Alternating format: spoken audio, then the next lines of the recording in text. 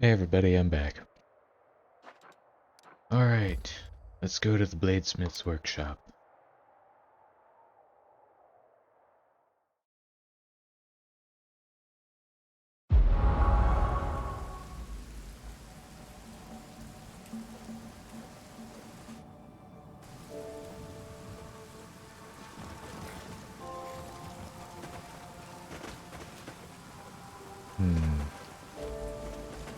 Anything else out here?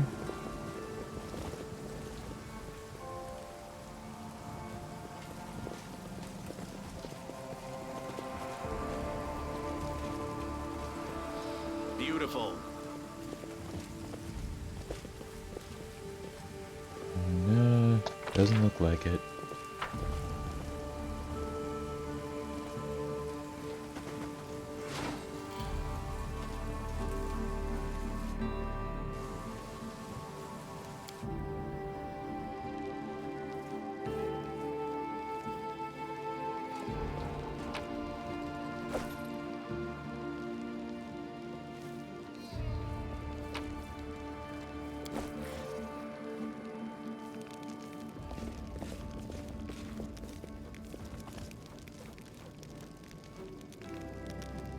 $47 DC.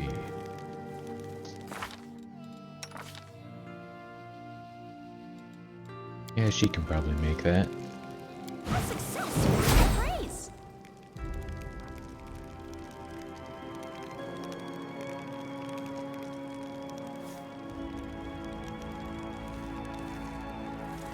Huh. I sense something.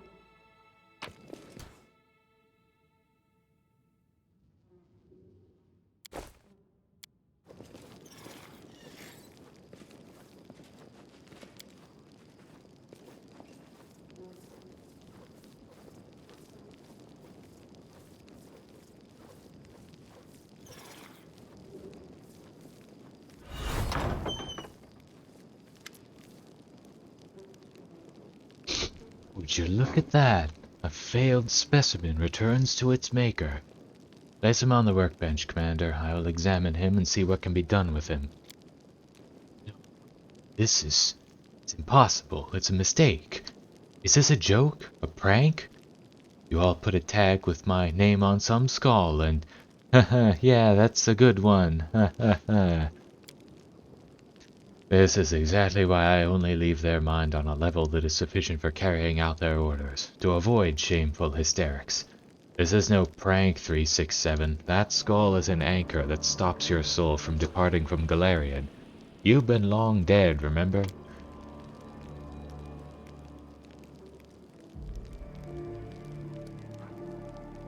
Finnean, snap out of it. Weapon or not, you're still you. Yes, I remember now. He wanted to create a weapon that could change to fit the owner's needs. A sentient one at that. He needed a phantom blade, and I was the one. Bravo, you've remembered. Seems you're not quite as flawed as I thought. Well, what'll it be, Commander? Will you give him to me, or must I take him by force? I want to ask a few questions first. Ask, but keep in mind I'm a busy man. All these skulls on the shelves are failed specimens? I wouldn't keep failed trash around. All these skulls are tied to sentient blades that still serve their masters, as far as I know. Otherwise, the skulls would have crumbled to dust. Who are you crafting these weapons for? Who are your masters? I serve the great craft of the weaponsmith. I serve the furnace and the bellows, the anvil and the crucible. I am the bladesmith, and I have no need of other titles. The demon overlords value me and my weapons, and I do accept orders from them at times, but I have no master. This is extremely curious. According to my initial hypothesis, the main reason that attracts mortals to the path of cultists is their catastrophically low level of intelligence. But time and again, in addition to the low intelligence thugs, we keep meeting people of science and craftsmanship, true experts in their disciplines. What could explain such a stark contrast? I found Finnean in Canabres. Did you misplace him or discard him? I sent him with my apprentices for field testing. Unfortunately, the group never came back. Some crusader must have taken it and sold it, and yet the specimen has returned to me, as it was supposed to. Why make a weapon sentient? Why go to such lengths? Not just sentient. A sentient weapon that can take whatever shape its owner wills. Even Valexia of Arueshalae couldn't reach such heights. This is my triumph over her, and a triumph of weaponsmithing. A triumph! You have broken every law dictated by the world and conscience. You have enslaved my soul. Brainless fool, I gave you the highest reward. I made you immortal. When my years catch up with me, I will subject myself to the same ritual, and I will live forever. I won't hand him over. You'll suffer the same fate as your apprentices. Wait! Please, if you have any respect for me, for what I was, free me. Please, break my skull and let me go. If I'm not a human anymore, then I shouldn't exist.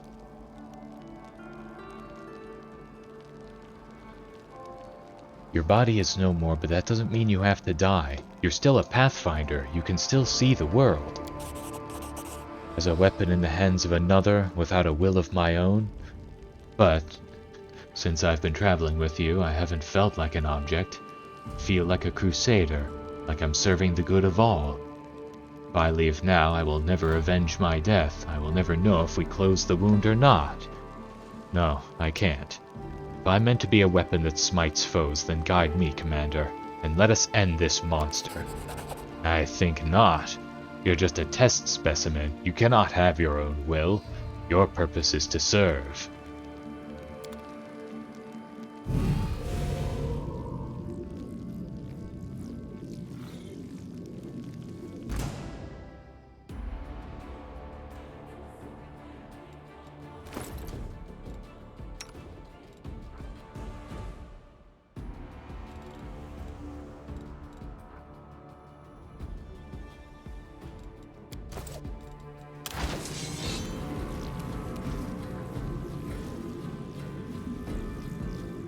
I got this.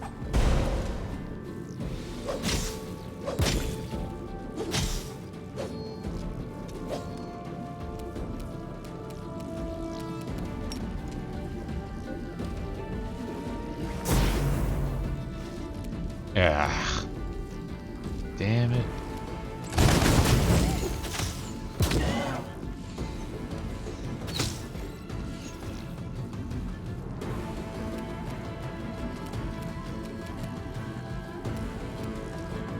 Alright, what are they immune to? Fear, compulsion, poison, charmed, stunned, death, ability score, damage, drain, energy negative, positive, combat maneuver, grapple, sleep, paralyzed, frightened, stunned, entangled, difficult terrain, slowed, immobilized.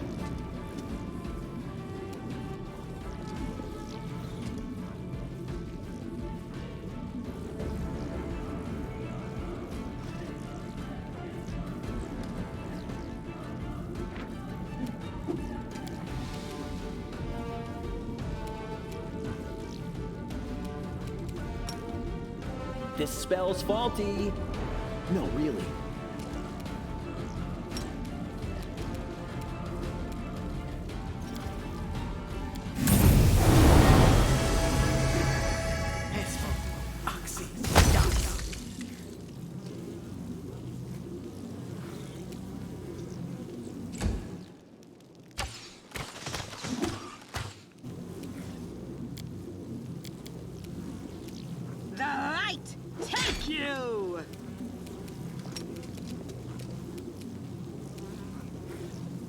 I will resist!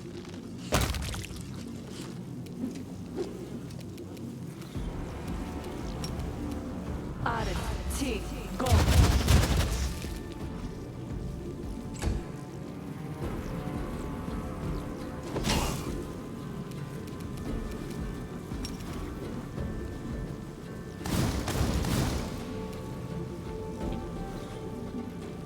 Why? Surrender, or else!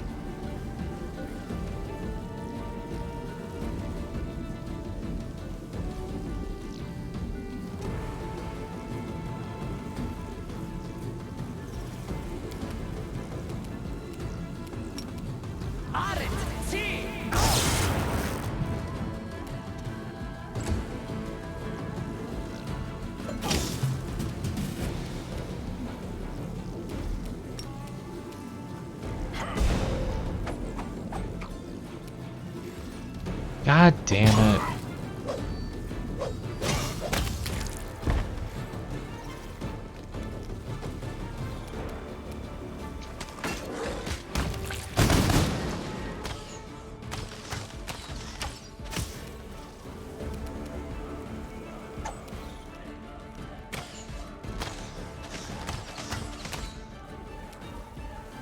Into the fray!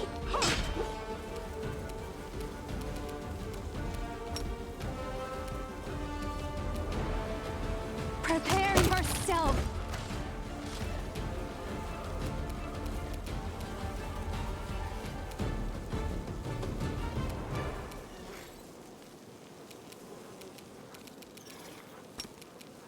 On it! See!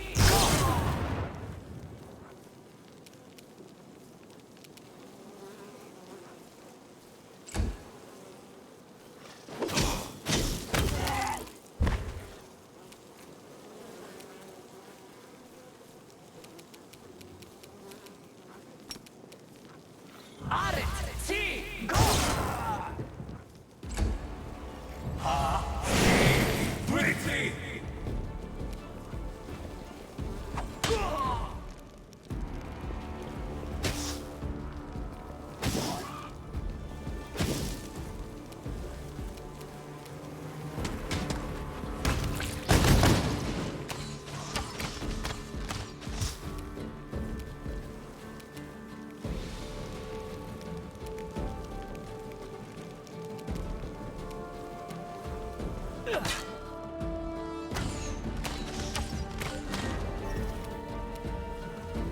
No glory without risk!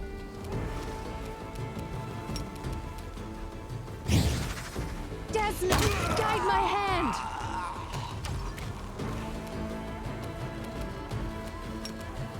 On it! See!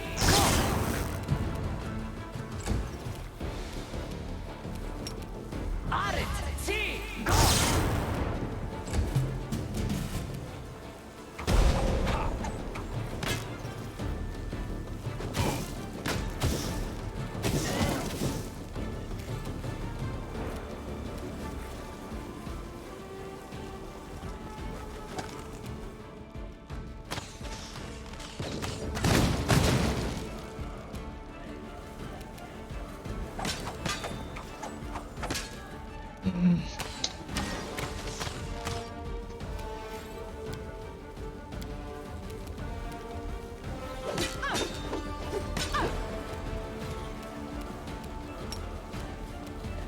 Make your peace.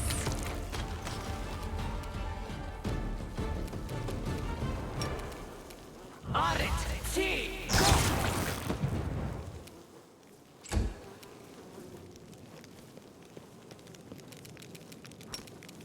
On it! See! Go!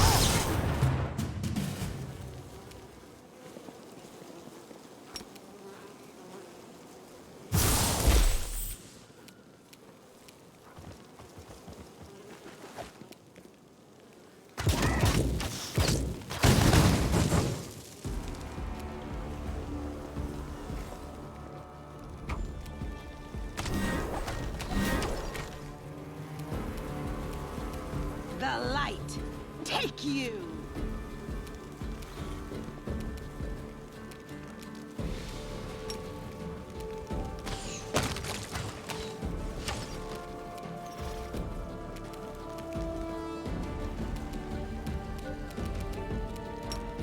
On it!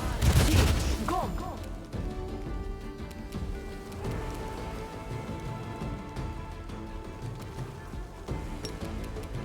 On it!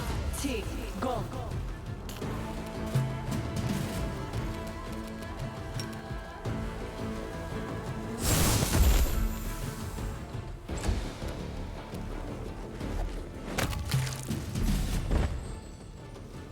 Hey, Commander, can you hear me? Damn it, now I'm worried people can't hear me from inside this thing. Anyway, thank you, Commander. You're right, I guess one should live while they can. Folks make do without arms and legs, so I'll manage without a body.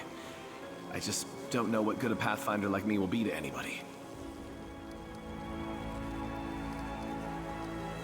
Do you plan on continuing our travels together? Of course. You're doing good work, and I'll be helping you out. Ancient ruins and faraway lands can wait. This whole mess is more important. And when it's all over, pass me on to some Pathfinder. I'll be fine. How are you feeling now that you've had your revenge? I thought I'd be happy, but there's no happiness to be found here. I'm dead. My folks are dead. I doubt any of my friends are still alive. And the Bladesmith is just one more death. The only good thing is he won't hurt anyone ever again. It brings me some comfort. It's time to move on. Where you go, I follow, Commander. Let's get out of here. I don't like the look of this place.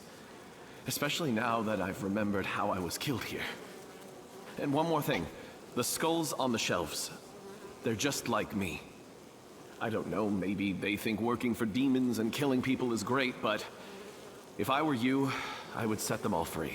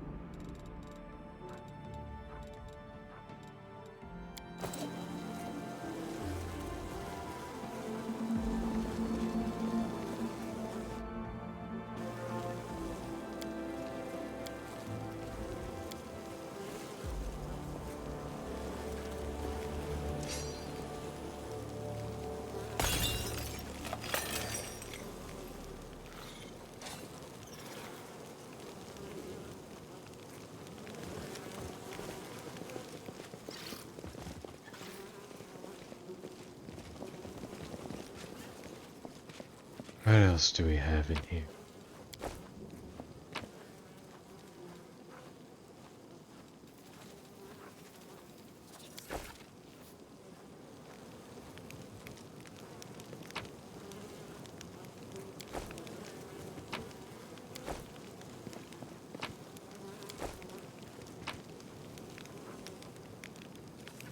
Grandmaster Rod. This rod grants its wielder the ability to make up to 3 spells they cast per day infused with the primal magical essence. Those spells are maximized and empowered as though using the maximize spell and empower spell feats, and ignore spell resistance and magic immunity of the target.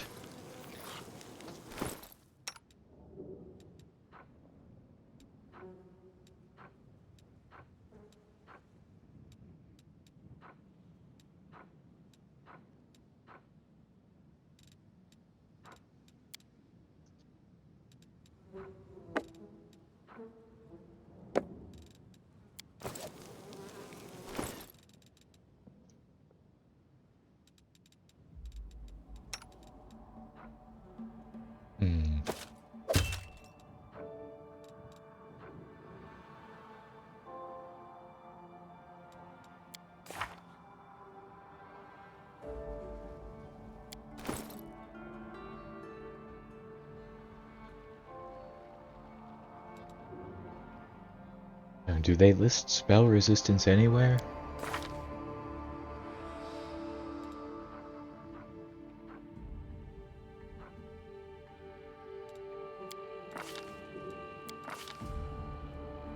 There. Spell resistance 25 evil. And with this on...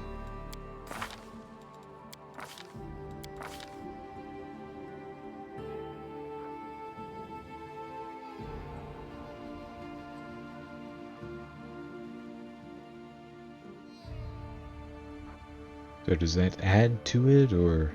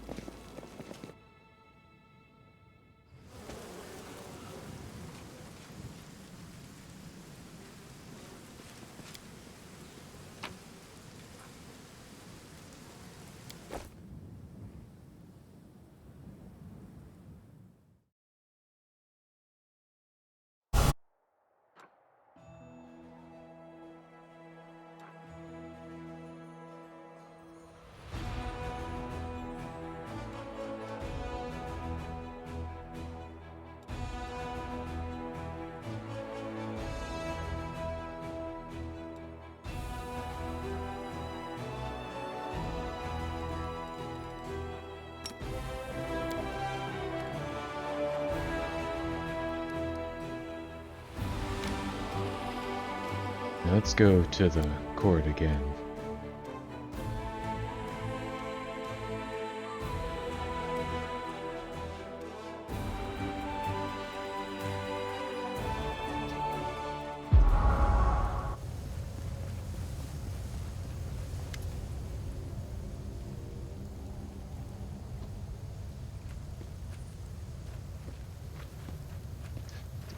Reynard, you're just in time. We're holding a tournament. These are our guests, Solemn Star, an Azada of the Luland people, and Raucous Laughter, a Brelani Azada. They came down to us from Elysium, and now they're going to give us a display of their combat skills. This fight has a symbolic meaning. There's been a disagreement between the courts to which Solemn Star and Raucous Laughter belong. They're not enemies, of course, but there is a true rivalry between them. They'll never admit it, but they expect you to support one of the champions. Whichever champion you choose will send their court to aid us.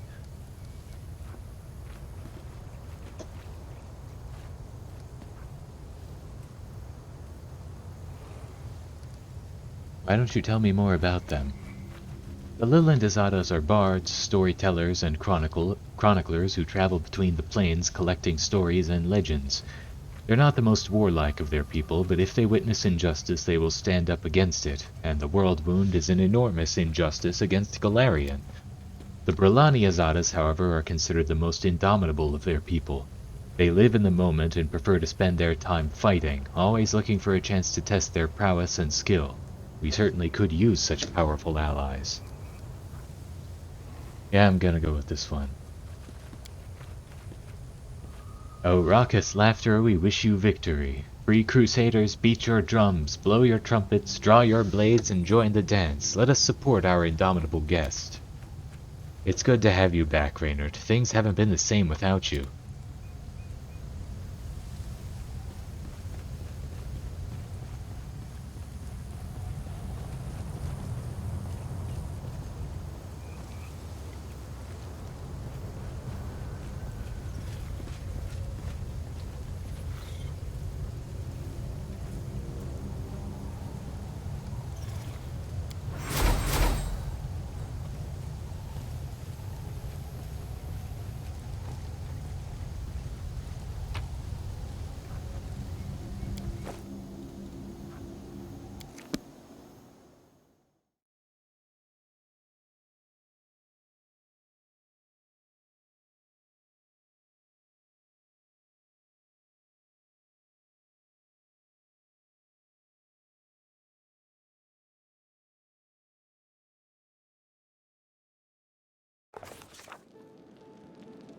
Here we go.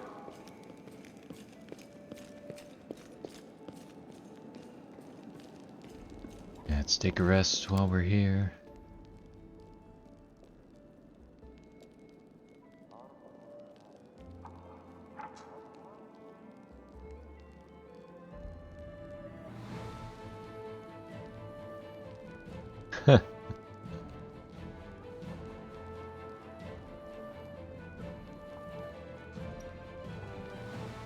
That is a good question, though.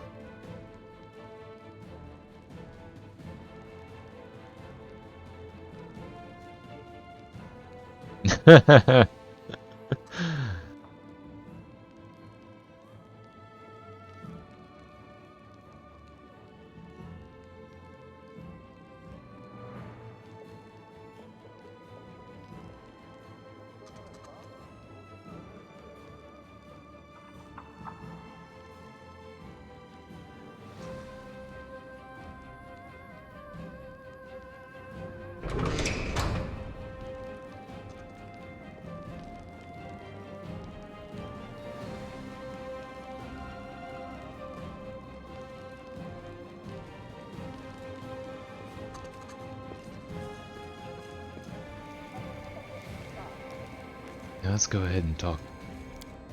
Well, first let's check this.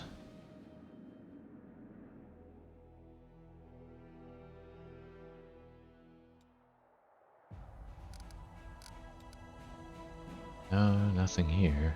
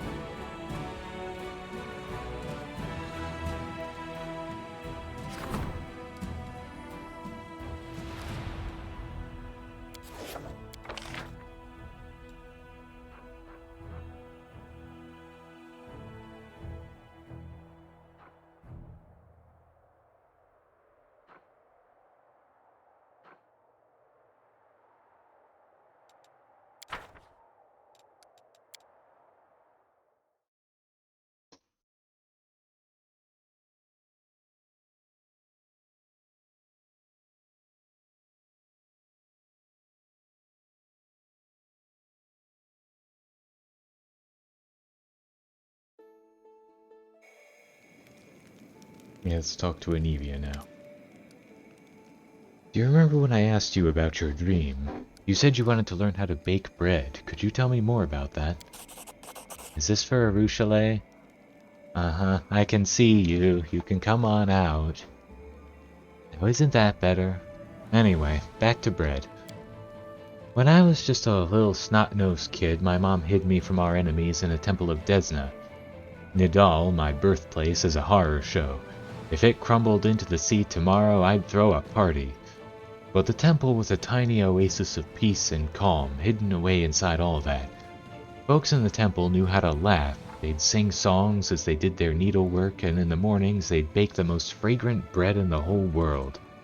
I could barely see over the table, but I'd stand and watch as the cook mixed the dough, formed it into rounds, and put them in the oven. It's the happiest memory of my life.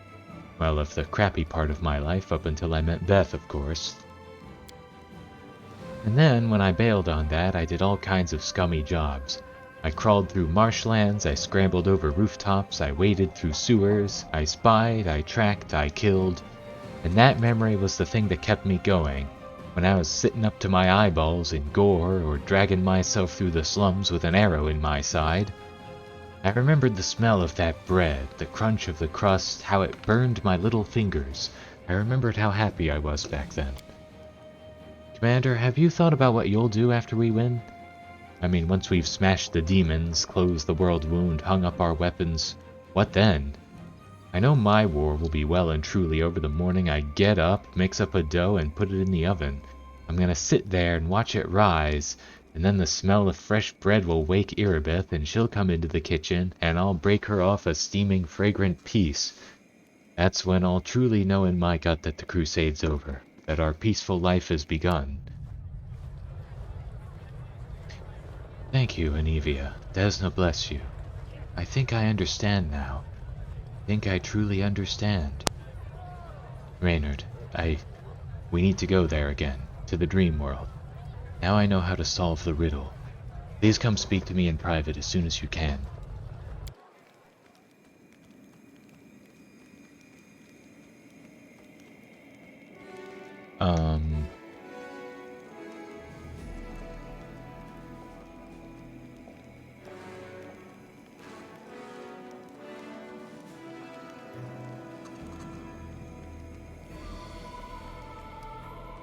What was that about?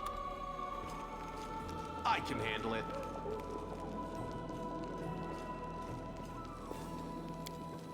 Now, is she in the tavern again, or is she outside the temple?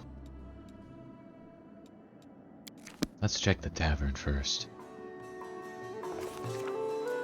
There she is.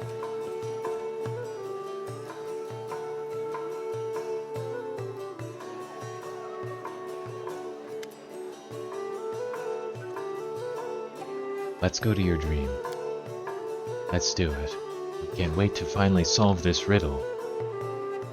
Oh, but there's my nightmare. It's still in there. Usually he doesn't show up at all, but I think he will attack us when we start altering the very nature of my dream. Better get ready for battle. I'm ready.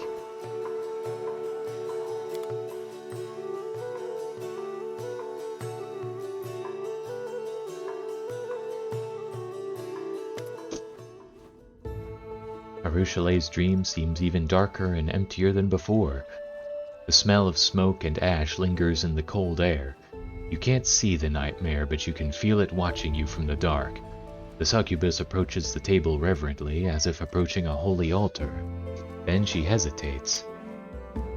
When Desna asked me, "What do you dream of?" I didn't know anything about dreams.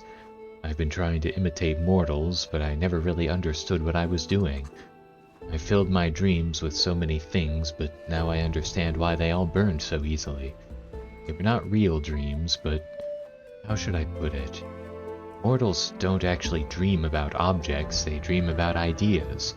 Filling my dreams with those items was like stealing a roadside sign from its stake and then claiming I had an entire town in my hands. Anivia isn't really dreaming about a loaf of bread, her dream is about a whole new life. A life where there's no war, a life where she lives in her own house and bakes bread for her beloved. I'm sure that if I asked anyone about the things I stored here, they'd tell me why those things are in their dream worlds, the worlds where they find happiness. Did Anivia's words give you any ideas about how to find your own dream? They did. Almost. Maybe. I hope so. We'll find out soon enough. This table didn't burn because it was a part of my true dream. Part of the world where I'm happy. Now I just have to find out what this world looks like. The world of my dreams is so close, I can almost see it. Almost. A teapot is on the table.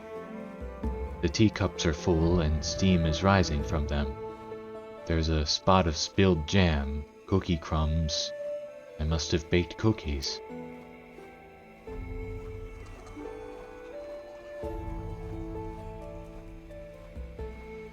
Planning to drink some tea? You used to drink souls before. How many living souls did you kill, you fiend? How many did you torture to death? You don't deserve a life like this. I've done many terrible things. I've ruined many lives, and I'll be paying for that as long as I live. I will fight until we close the world wound, and even after that, as long as there is evil on Galarian. But I will not give up on my dream, whatever it is. Without it, I won't have the strength to fight. I'll make you pay with your life.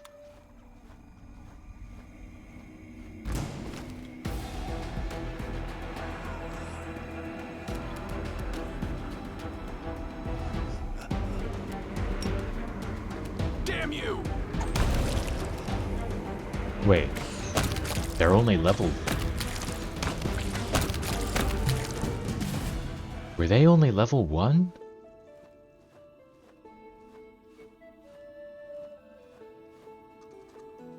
These nightmares will never leave me alone. I know that I deserve them, but it's so hard to fight them off over and over again.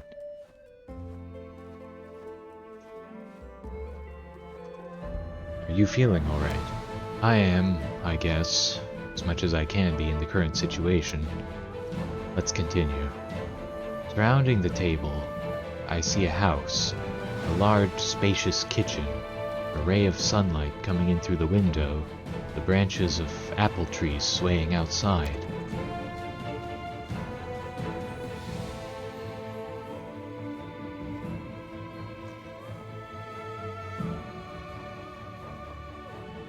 You want to have a house of your own, my venomous butterfly? You've deprived me of my home twice. First you took Elysium from me, then I found myself a new refuge in the abyss. But you've destroyed that too, and now you dare to dream of a house of your own. I have wronged you badly, and I feel guilty. I'm not trying to make excuses. There's nothing I could say that would excuse what I've done, but you are dead, Demalcio. I will never forget you, but I will not let you take my life. You don't have the right to live.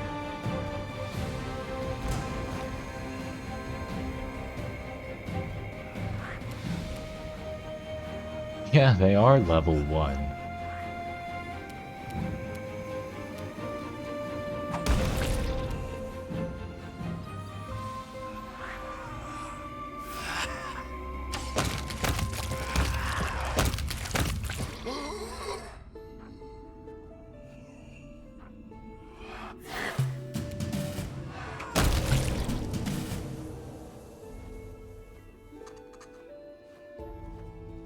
You're so close to finding your dream. You're almost there. Yes, I want to see it through to the end. A kitchen, a teapot on the table. And who's sitting at the table? Look, that's me.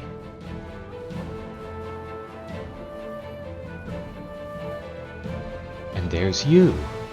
We're chatting, laughing. You're holding my hand with such tender affection. So this is my dream. All this time, my dream has been about you. About a house that we could call our own. About friendship. No. About love. Maybe even a family. Family. Isn't that the word mortals use to describe the people who fill them with happiness? The people they love and can't live without? You can't be happy, you scum. You don't deserve happiness. I will be happy. Do whatever you want to me, but my dreams are mine forever.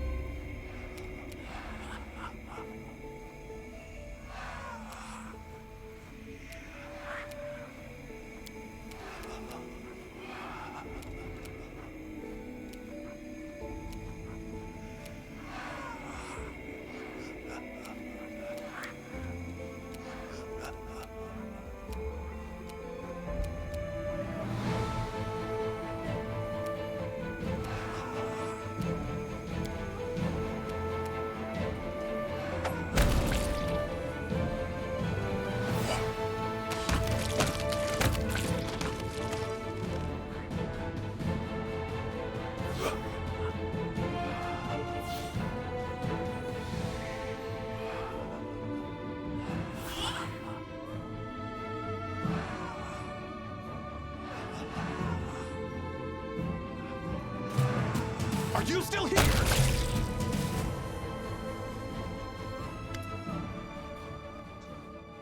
The monster is... I just want to live here. In the world of mortals. With you. I have solved the goddess's riddle. This is my true dream.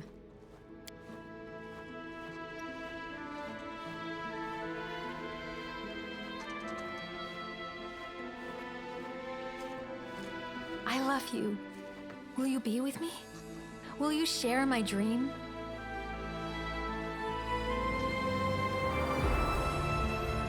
What's going on? What's happening to you?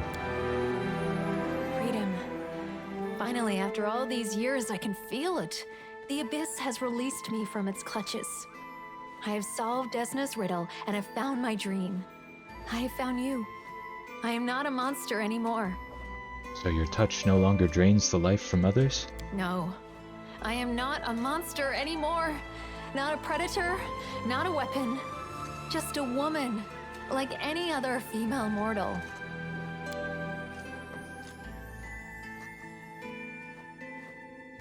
How do you feel? I've never felt better. Everything that I hated about myself is gone. I look at you and I don't feel hunger. I don't want to kill. All the unholy cravings I experienced as a demon, they're all gone. Now I just want to be happy, to live and to love.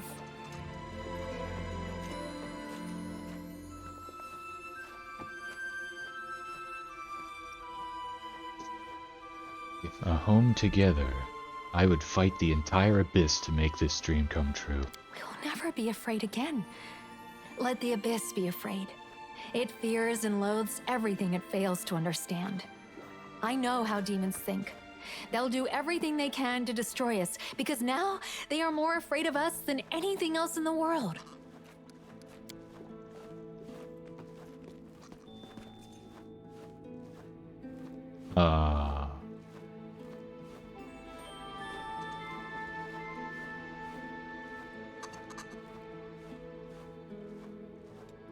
This is our happiness, our dream, an Elysium of our own.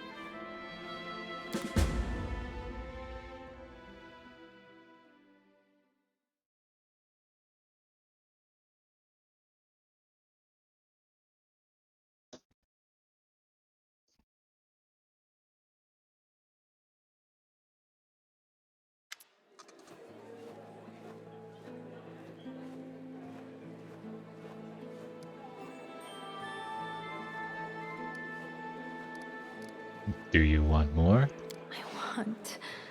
I want everything.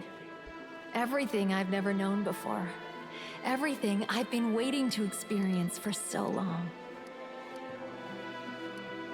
Let's go somewhere no one will bother us. Yes.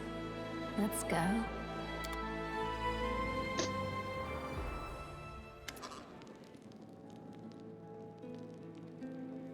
Oh, my room's different now. Huh.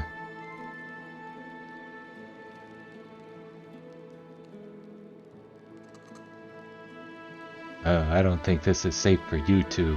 As a succubus, well, I've done plenty of things in my lifetime. But what we just did was unlike anything I've ever experienced. It was the first time I've ever felt love and tenderness. I was so worried that my dream world was the only place I would find redemption. I was afraid that when I returned to reality, I would be a bloodthirsty monster again. But you taught me to see the difference between dreams and reality. The difference between thoughts and deeds. You showed me the importance of the real world. When I took the first steps on this path to redemption, I spent so much time living inside my own head. But you changed that. You introduced me to the mortal world. You made me a part of your life. And together, we have accomplished so many amazing things. These flowers, what are they? They're the flowers of Elysium. But how did they get here?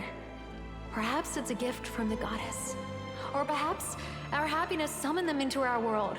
All I know is that it's a miracle. I can't explain how these flowers appeared, but I believe that they're a good omen, a sign of new life. I want to leave. I want to stay here with you. I know, I feel the same. The real world is waiting for us. So big, and yet so fragile. We'll save it, together. And then we'll come back here, to a place as real as our happiness. We'll return to our very own Elysium. But we can stay here together a little longer, can't we?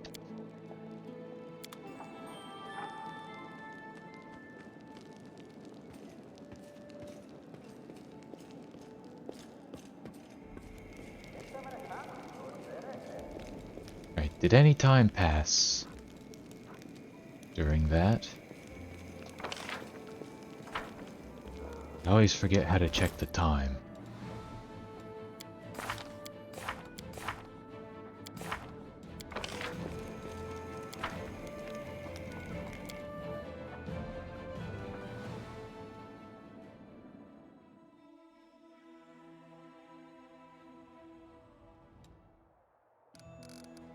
Nope. I guess no time passed then.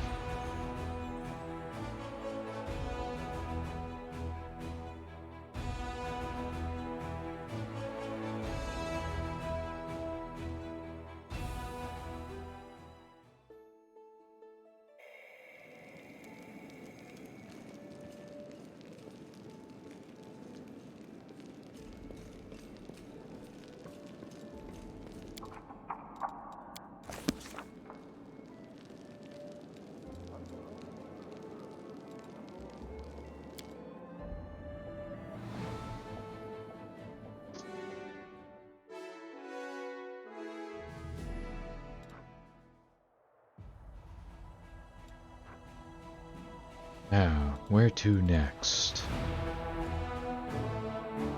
Maybe I'll go up here.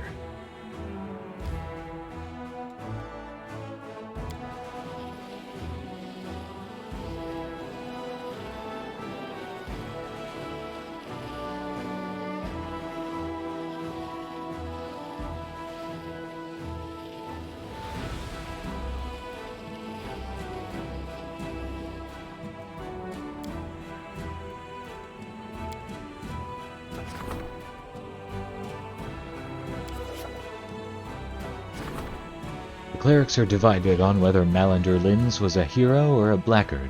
Some want to pray to good deities for him, others wish to stigmatize his name. Malander's penance: when wearing this belt, a monk can spend 1 key point to enshroud the target's heart and lungs in a fine veil of emerald. Affected creature becomes more fragile, getting -2 penalty to AC. It also has to pass a fortitude saving throw, or all bludgeoning damage it receives is multiplied by 1.5 until the end of combat. Or Malander's Insult: you can cover yourself in an invisible corrupted fire. Under its effect, all your fire spells deal additional 2d6 unholy damage.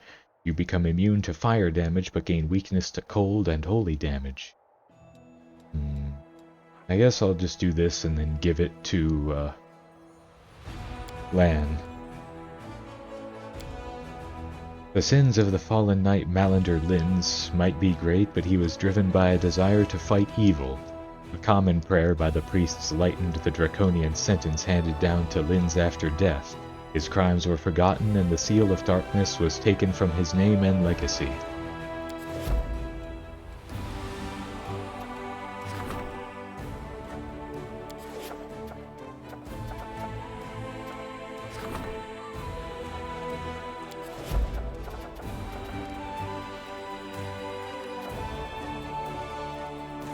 Can I upgrade this now?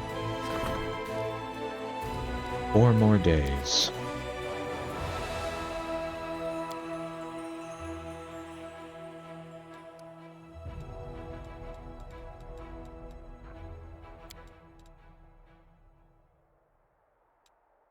Hey, sister. Are you moping again? Snap out of it. Come over here and have a drink with me. I can't get drunk from your alcohol. But the offer of company is very nice. Thank you, sister.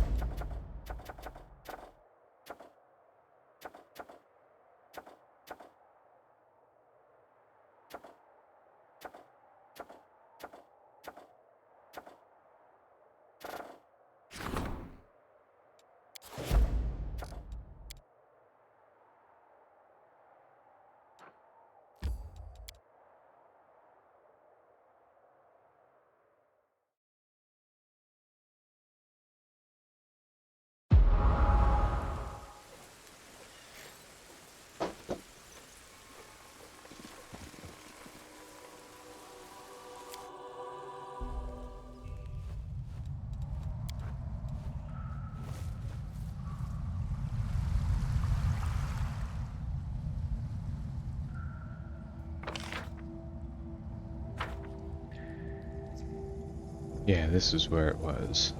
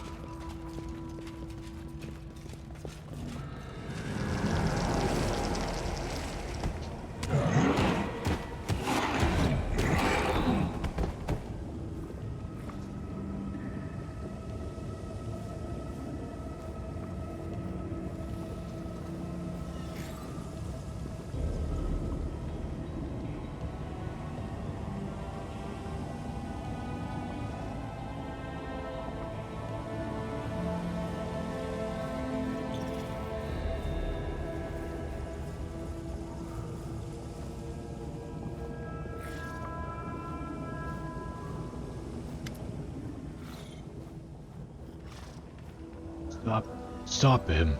He's a priest of Dahak. He wants to take the child. I am Hokugal Ruzirith, the protector of this cave. I beseech you, help me. Vanquish him. Protect the child. There you are, Commander. Right on time. We need to finish off this worm before more of them appear. What child? What are you talking about? The greatest treasure of dragonkind. Jarsigax. Agamornalian. Leander. The divine offspring. He has been asleep in his egg for centuries, waiting to usher in a new era for dragonkind. Look at the bones scattered around you. These are the remains of those who fought for the right to keep the sacred child. And today the metallic dragons will lose this right. The chromatic dragons will be the new guardians of the divine offspring. Greatest treasure of dragonkind? I think you're, what's the word again? Exaggerating. Yes, that's it. Lathamas, you're a dragon? Did you enjoy my little charade? I know how warmbloods feel about black dragons. I can imagine the kind of reception I would have had if I appeared to you in my true form. But I didn't lie to you about my work. I wish to change the future of our kind. The metallic dragons are hiding away something that rightfully belongs to all dragons, and I am here to retrieve it. You've come to seize the child, to make him a monster just like your master Dahak. Do you think you can disguise your true intentions with all this talk of fairness? Your soul is rotten to the core, Lathamas.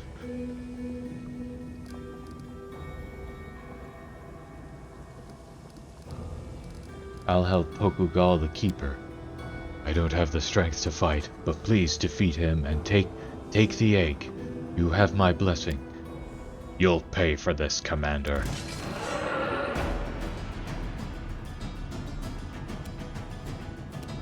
This will be the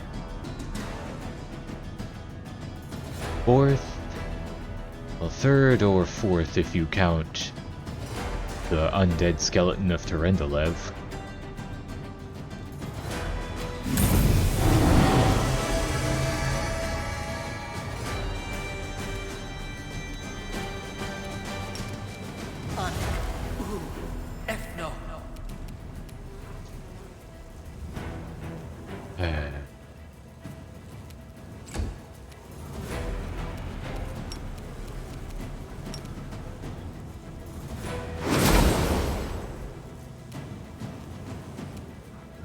Good guys always win.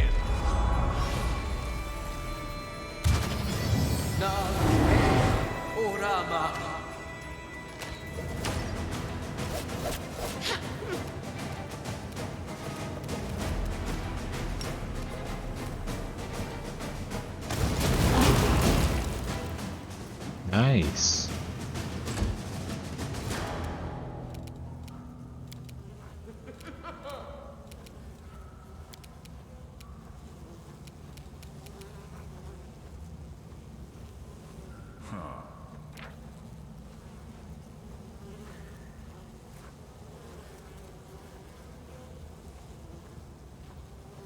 Maximize and empower.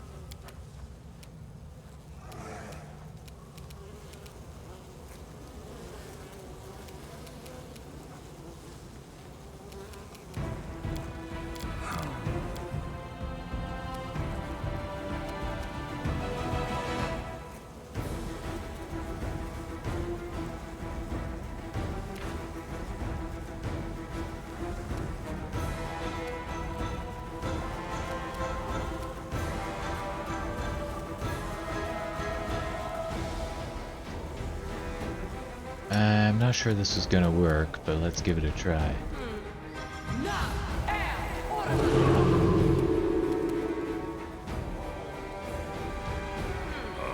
Well, it did some damage.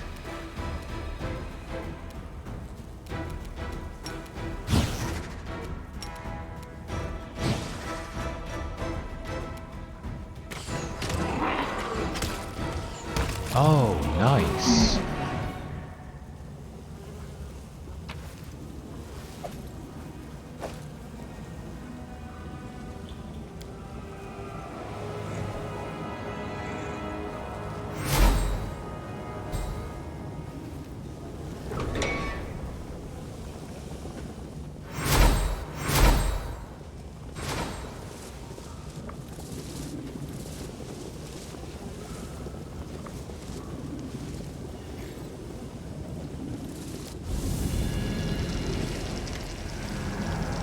As soon as you touch the egg, it cracks.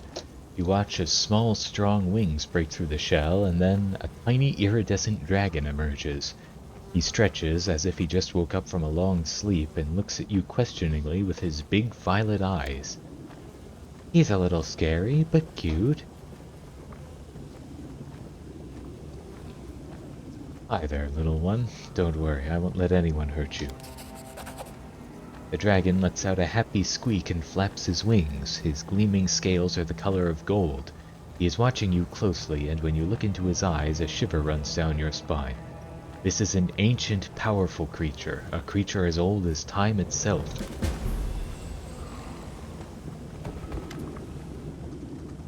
The sacred child. Oh, my child. Oh, Jarsigex. I'm not even gonna try to pronounce that name anymore. You little wonder, you finally decided to make your appearance. He's not even 100 years old yet, and you've already given him a name that will take 100 years to say. I'm so sorry, little guy. Jarsagex's gleaming scales are now silver. He spreads his wings happily, but does his best to stay close to you. I see, I see. I've grown too old now, and I can't protect you as I once did. But you've chosen yourself a new guardian, if such is your will. I touched the shell and he hatched. Is that bad? Bad? No, not at all. The child responded to your touch. He decided that it was finally time to emerge from his shell. This is a momentous occasion. Everything is about to change. Perhaps I should feel more afraid. Perhaps I should feel anxiety about this child's future, and the future of all dragonkind. But surprisingly, my heart is at peace. You cannot delay the inevitable indefinitely, and in his wisdom, Jarsagax Agub has already given us plenty of time to prepare for this day. Wherever you go, everything changes. Eternity's end. Some die and others are born. All becomes new and nothing stays the same. Who are you? It's a mystery. Don't be absurd, girl. Our commander isn't a mystery.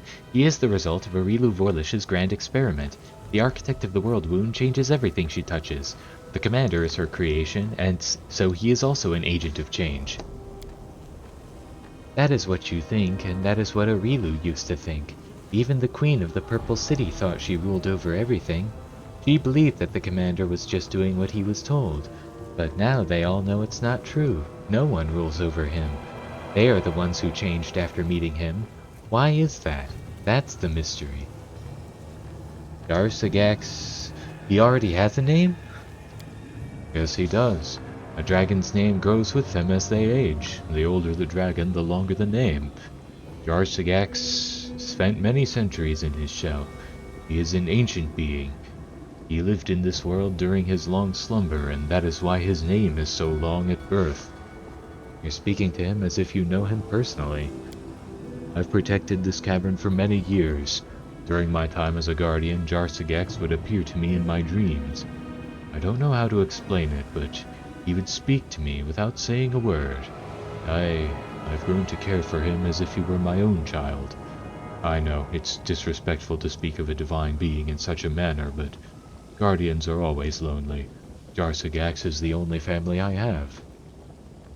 What am I supposed to do with him? Care for him, raise him into a strong, magnificent dragon, a new deity of goodness and order, who will make the world a better place. Now I can finally be at peace. My duty is done.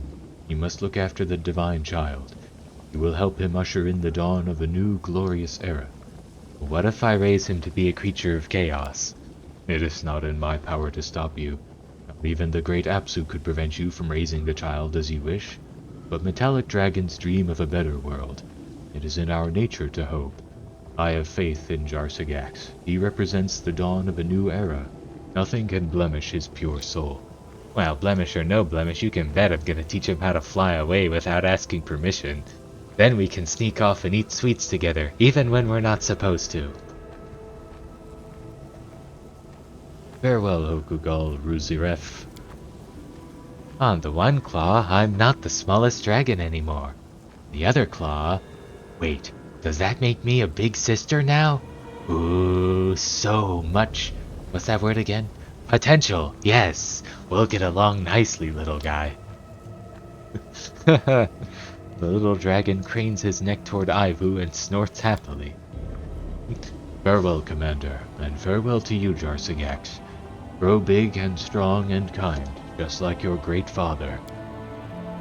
The little dragon flaps his wings in farewell.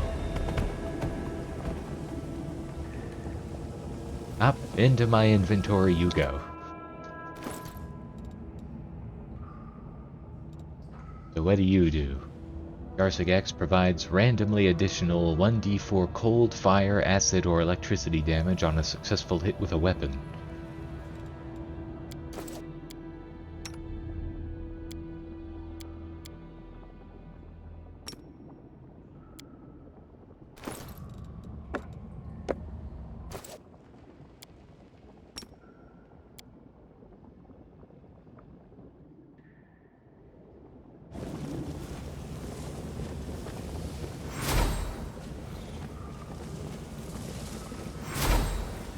Fantasy names are kinda dumb sometimes.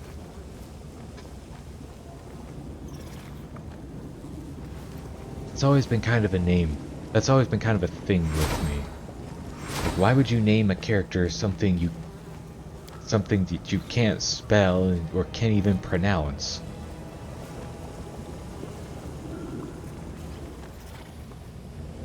I mean, that's how I've always been with characters whenever I play like Pathfinder or D&D. Like, I've always liked names that are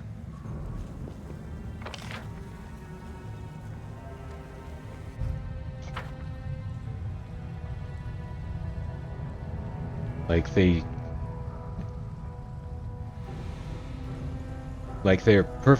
would be like perfectly common, normal, you know, real world names, but they also wouldn't feel too out of place in a fantasy setting. Like, I remember my first Pathfinder character was actually a rogue named Gareth.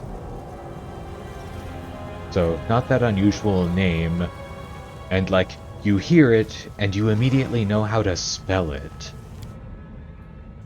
There is no reason to give a character a name with, like, no vowels and 100 apostrophes. Just don't do that.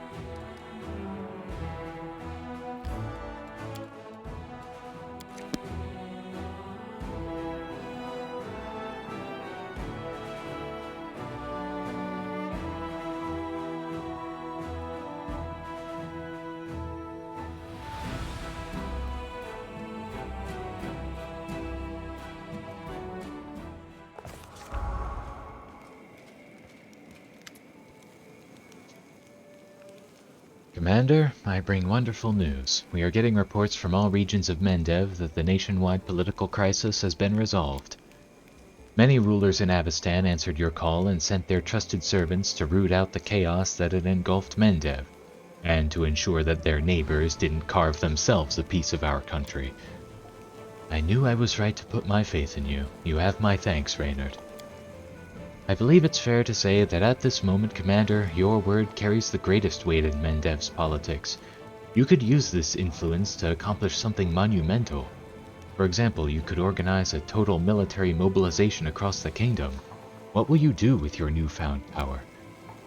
Mendev has suffered heavy losses, its estates have been desolated, and many noble bloodlines have been cut short.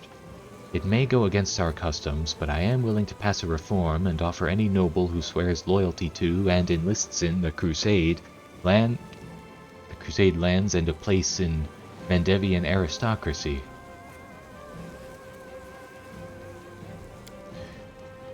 We need to remind Mendevians that the gods care for us. They gave us the strength and the wisdom to save the kingdom.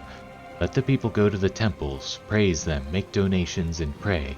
In dark times, we need all the faith we can muster. In many lands, the temples collect tithes. I have a fresh new idea. Why don't we turn this around and tax the temples? We'll call it the tax of the righteous, and tell them that the more pious the temple and its congregation, the more coin will be collected. We will just have to see what wins, faith or greed. Someone must take care of Mendev. The old mayor won't survive another wild ride like that. Maybe we should hold elections for the members of the Royal Council. Finally let those who are worthy run the country, no matter their social class or wealth. Equal rights for tieflings! It's time to stop the oppression of our noble people by Mendevian society. Tales are no reason for persecution. Let us listen to the Council's opinions. As you wish, Commander, your advisors have proven their diplomatic and political acumen. Socio, Mendevians have honored the gods before, haven't they? Was it not enough? It was enough, which is why the gods did not let Mendev fall. But when adversity passes, people breathe a sigh of relief and then they leave the temples. It's just how it always goes. However, even though the crisis in Mendev is behind us, our war rages on. We need to remind everyone that the most terrible evil hasn't yet been defeated, and to unite them around spiritual power instead of worldly authorities as before. Are you sure there's no one in Mendev more in need of respect than the gods? No one at all? Or are the gods like the most downtrodden bunch? Is that why you worry about them so much? Darren, is this really the time for new taxes? Temple taxes, no less? Normally you could never get away with something like that. But now, with the end of the crusade in sight, no one will want to defy you. So we'll kill two birds with one stone. Find a new source of funding that we desperately need, and have a grand old time watching the priests being torn between the urge to appear holier than everyone else and the desire to pay less. Is this all the wisdom of which you are capable, Count? Most lamentable. You're like a child. For the sake of a joke you find humorous, you're advising the commander to go against faith, the only solace people have left in this war-ravaged land. No matter how much money we get from Mendev, we'll have to spend it all on personal guards, or the crowd will promptly hang us, and the tallest branch will go to Count Arendae in recognition of his irrefutable wisdom. Lan, what was that about an election? Right now, Mendev is a smoldering ruin, a realm of devastation whose only riches are patriotism and corpses. We need to save it before it's too late, and we should start with those in charge. We've had enough haughty bureaucrats lining their pockets and nobles believing themselves superior to others because of their lineage. It would be nice if the Royal Council was composed of those who deserve it, with no regard to family trees, connections, and purse size. The mongrels choose the smartest, bravest, most experienced one among them as their chief. Maybe the Uplanders could learn this trick. Or are they too civilized for it? Is this a good time for reforms of such magnitude? There has been enough disturbance in Mendev already. Woljif, explain your point about tieflings and their rights. We all know about the rampant oppression of tieflings in Mendev. It's like we're the demons here. We get no freedom, no respect, only humiliation and wallops. Gotta lock horns with the horned ones, am I right? And what about rights? Oh, we've got those. The right to pay taxes and the right to serve in the army. Is that fair? No. Should you feel ashamed? Hell yes. And if folks treated us nicely, you think we wouldn't show our gratitude? We're not just thieves, you know. We're merchants, guards, lawyers, clerics, paladins, and mages. And if Mendev followed their conscience, you think we tieflings wouldn't repay you for your kindness? Well, we would repay. There, I said it. Someone please tell him that tieflings already have all the rights of Mendevian subjects. Or don't, actually. It's funnier this way. Now, don't you go making a sucker out of me, alright? You think we don't understand that it's one thing to have these rights on paper that anyone can wipe their bottom with, but to have them for real, that's a whole different story. I would guess that people have no love for you and your thiefling pals, not because of your race, but because you're thieves and crooks to the bone. But don't mind me, who am I to talk? Just some one-horned half-lizard who doesn't know what it's like to be judged on your ancestry. Lady Kanomi, is there anyone left in Mendev who could be mobilized? There is, rest assured. If everyone was here already, Mendev would have died of famine. But I'm not just talking about people. There are horses that could be commandeered for the needs of the army, tools that could be reforged into weapons, apothecary stocks, services provided by craftsmen, builders, spellcasters. Many can serve the army, and in many ways, not necessarily by enlisting. We took their sons and daughters, took their gold, took their bread, now we're taking their horses? I think we should also take their sticks and rocks, or they'll beat us to death with them soon enough. Alfrey, what are you suggesting? Under ordinary circumstances, if a noble family were to perish, their lands would go to their heirs by blood, however distant they may be. But I'm willing to change this tradition and take all the estates that have been left without owners. They will be given to those nobles who choose the path of serving Mendev and joined us. Our aristocracy is dying out in this war, but we shall revive it with new blood. Alright, so what are the choice effects here?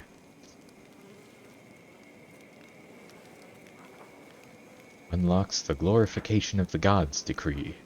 All generals have learned the Judgment Day spell. Deals D6 times power magic to all enemy units. All enemy units? Restores D6 times power HP to all units in the army. That is tempting. Unlocks the Tax of the Righteous decree. The cost of building construction reduces by 50%.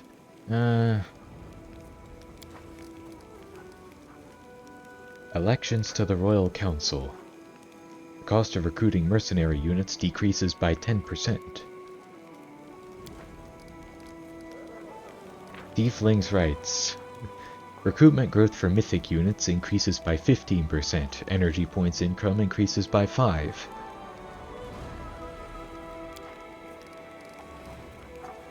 Mobilization. The cost of recruiting trainable units reduces by 10%. New nobility. 30 Mendevian cavaliers and 60 war priests are recruited at the commander's headquarters.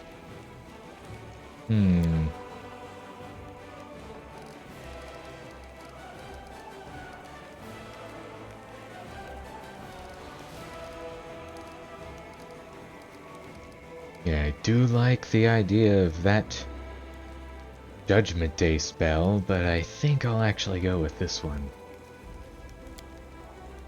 Maybe at least this time we'll get folks who are actually competent and we can finally take it easy and fight some demons. Sorry, I'm daydreaming.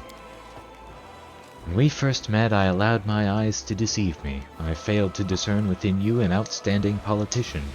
You knew nothing of diplomacy, you were unaware of the power structure in Neurosian and beyond, but you were driven by your uncanny intuition, and with it you have saved Mendev and strengthened our ties with foreign allies. You have my respect. Once I saw a general in you, now I see a capable politician as well. I am grateful to you for fulfilling your duty and helping my nation. I wasn't a diplomat before this war, and I haven't become one now, but I think I'm beginning to understand politicians and their actions better, and I'm convinced that the key is never to forsake your conscience. I don't think we have. I must admit, these council meetings weren't the worst moments of my life. They were almost entertaining. It seems you have the ability to make everything more interesting, be it waging war or hosting ambassadors. And I, like a true son of Mendev, even took part in deciding its fate. We shall see if posterity will curse us for it or sing our praises. I can't imagine ever becoming a proper diplomat. All this political skullduggery makes my hand reach for my bow. I was this close to going down in history as Land the Shooting Ambassador. But I'm impressed with how slick you were at dealing with intrigues and weaving a web of your own. Looks like politics isn't such a big deal after all. It's just like the gangs on the street, apart from the cussing. Maybe I should be a diplomat after the war. It has been an honor and a pleasure to advise you, Commander. However, I don't think you will need my counsel from here on out.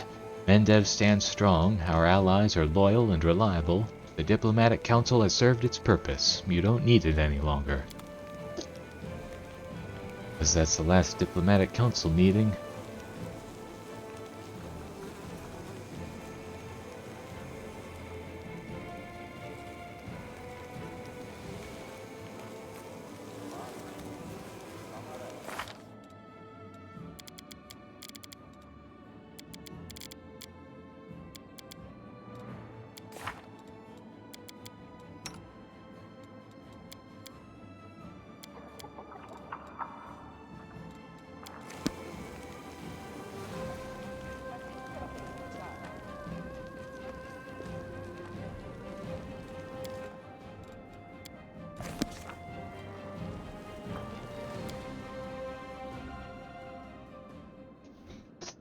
Now, where to next?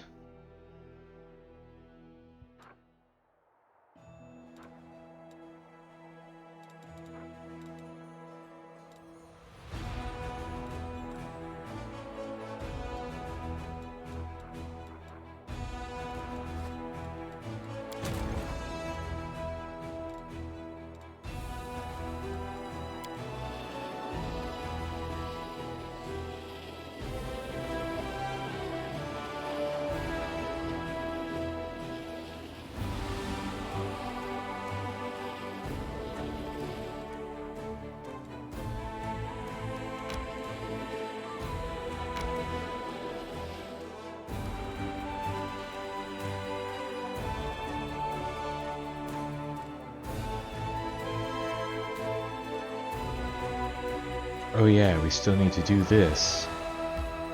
Let's go here next.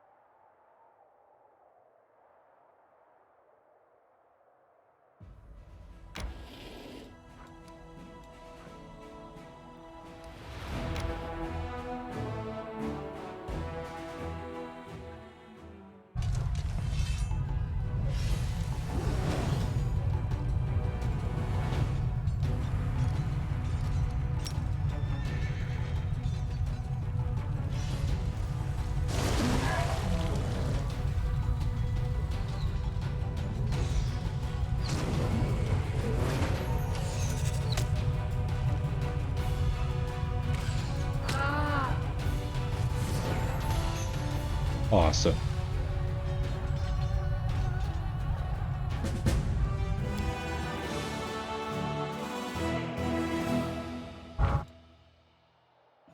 In the torn tent that served as the command base of the defeated unit, the soldiers find several notes with instructions from some influential demon of the Threshold Fortress. After studying them carefully, the officers drew a number of important conclusions on Demon's tactics.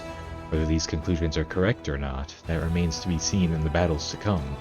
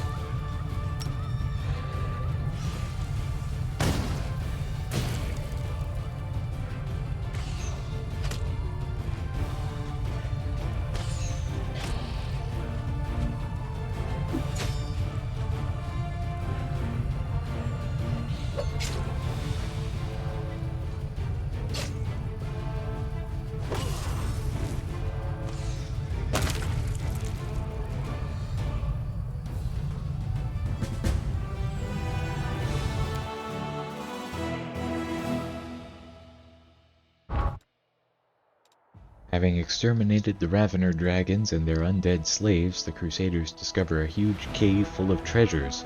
The greed of those dragons was so insatiable that they couldn't abandon their trove even after death.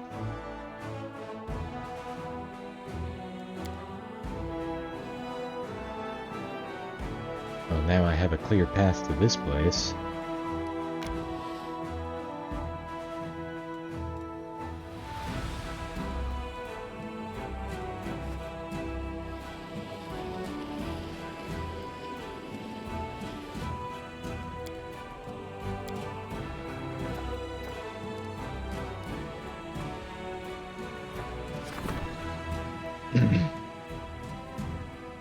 scouting party was captured by a succubus who introduced herself as a priestess of Nocticula. She did not harm the soldiers and merely asked them to deliver a message. The demon is offering the commander a deal. She enjoys experimenting, and she is asking to be sent demons and mortals for research and play. What should be done with her?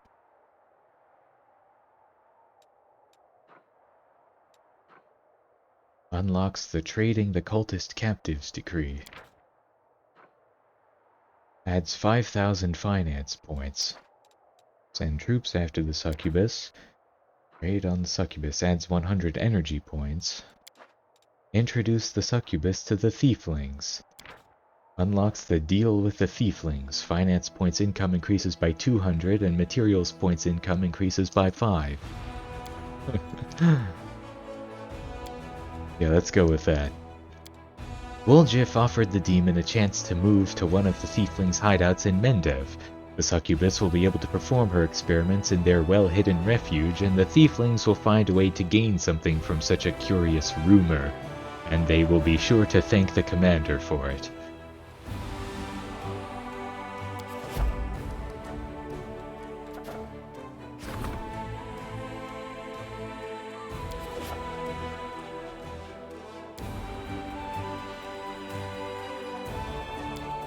Okay, time to rest.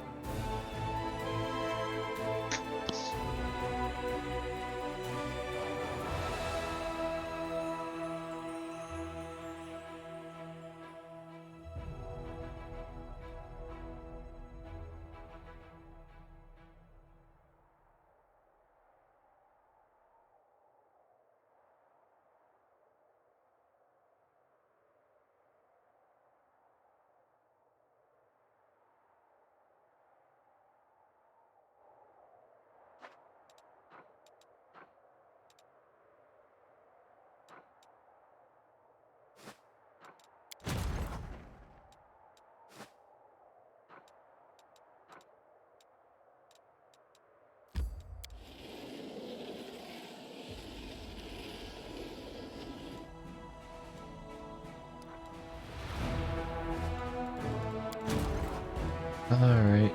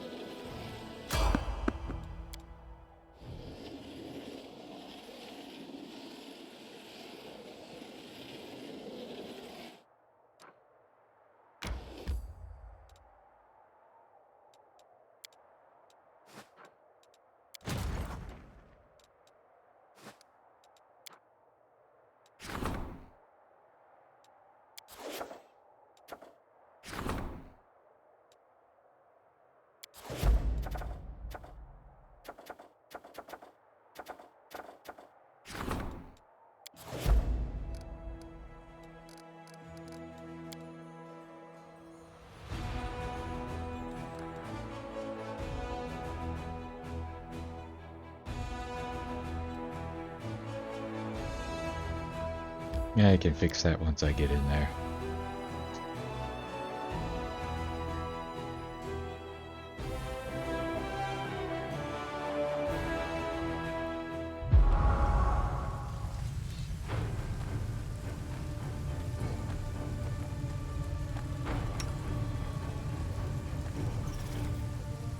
Magritte, Turios.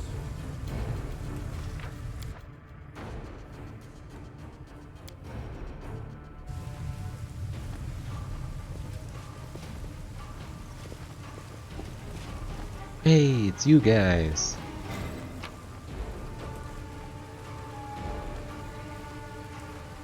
The funerary dagger of Hid the Twin. Funerary dagger of a Sarkorian chieftain. The hilt bears the following epitaph. I am the mighty chief hid the twin, my brother Head and I ruled the forest and the steppe, and we are as inseparable in death as we were in life.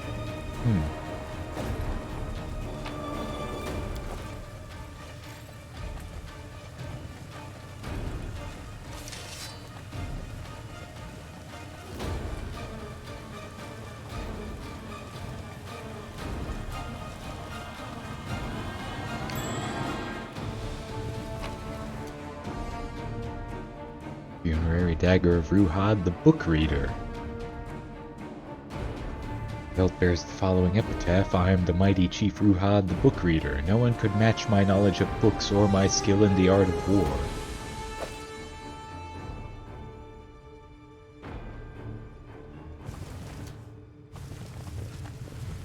Let's prove their logic is lacking.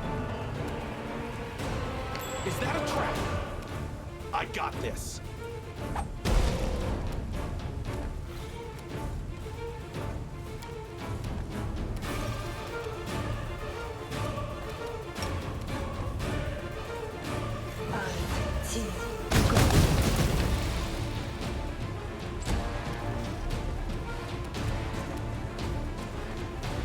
Too late for apologies. I will defend my dream. Now what?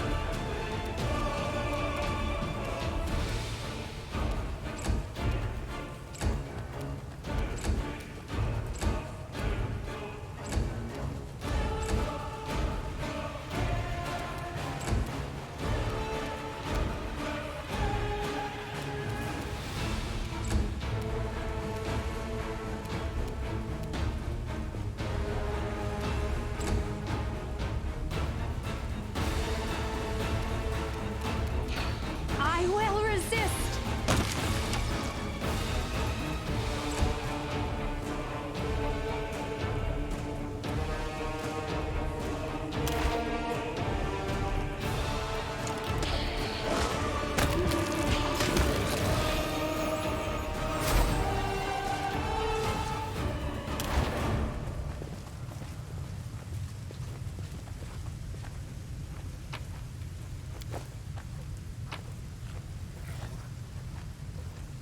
Lily the Quick.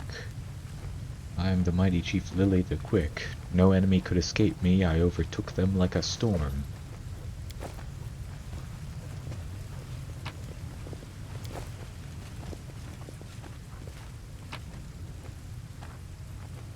Fionn the Ore Master. I am the mighty chief Fionn the Ore Master. I traded with the dwarves, and the weapons of the Fionn clan were the best in the land. Big Deli the Wayfinder. I reached the end of the steppe, and there I built the houses of my clan to the envy of Ustalav. Can't make the demons wait. Adj the Sweet-Voiced. Wherever I went, wars ended and sworn enemies were reconciled. What are all these daggers for?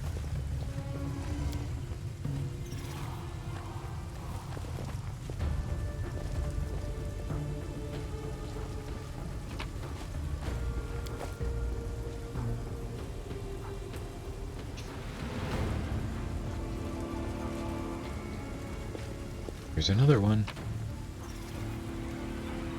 Aramora the Sky Reader. The stars revealed their secrets to me and gave me guidance as I led the Black Earth clan into battle. It's either us or them.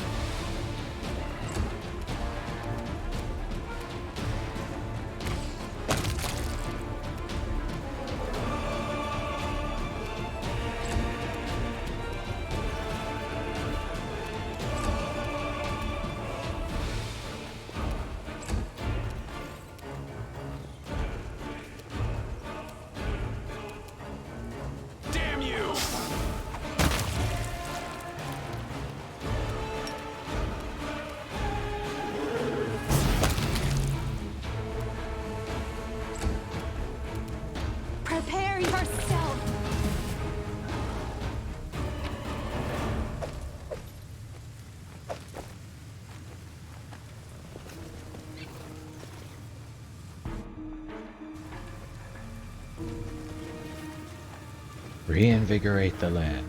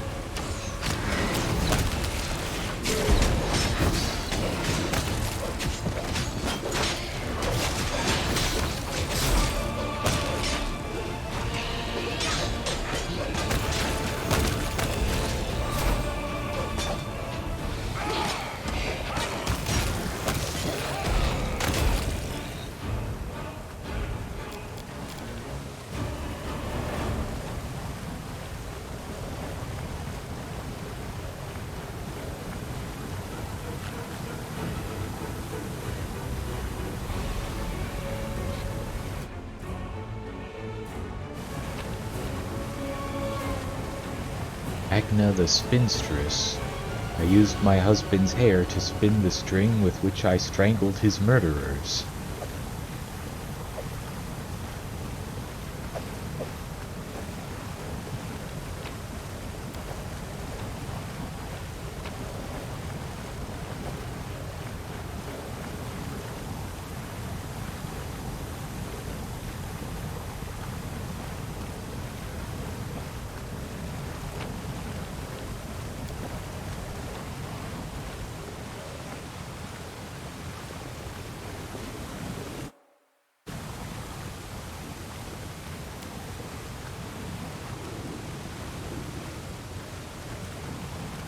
Beautiful.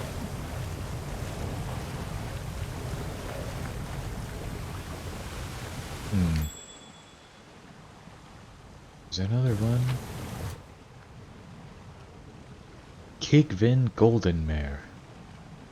My proud herds roamed the steppe like ships in the sea, and no flaw could be found in them.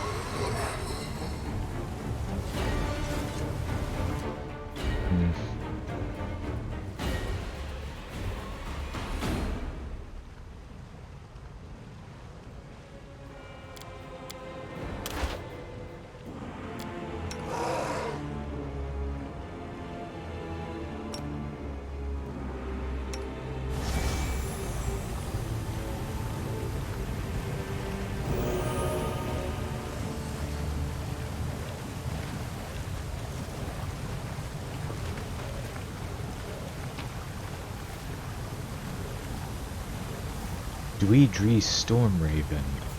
The spirit spoke with me and granted me power like no one has ever seen.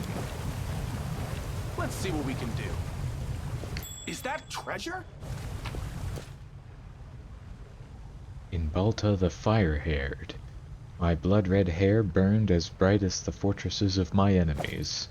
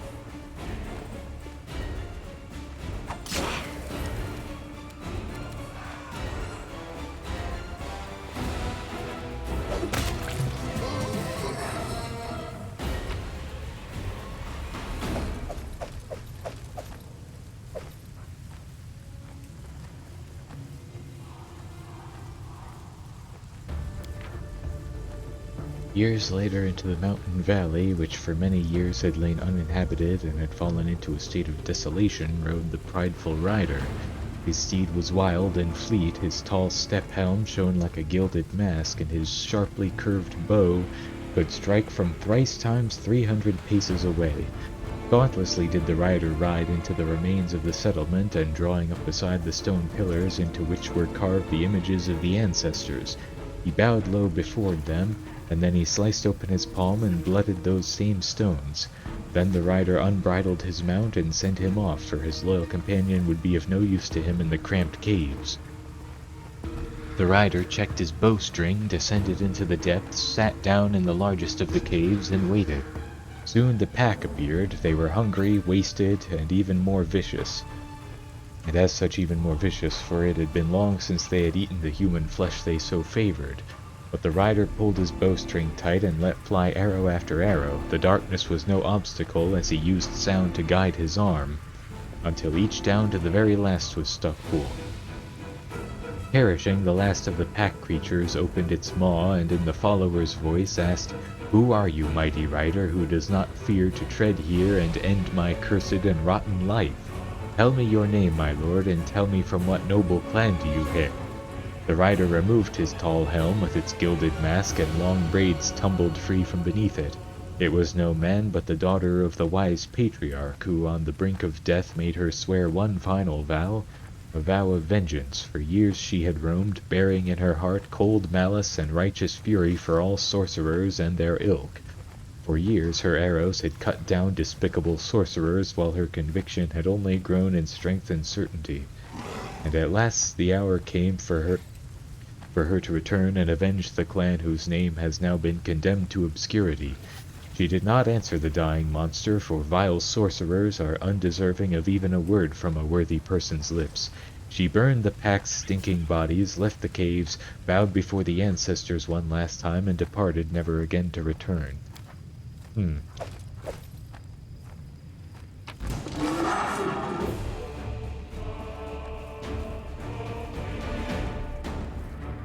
Funerary dagger of Johann the One-Eyed. I offered my eye as a sacrifice to the spirits, and they revealed my future. This is how I was victorious. Are you still here?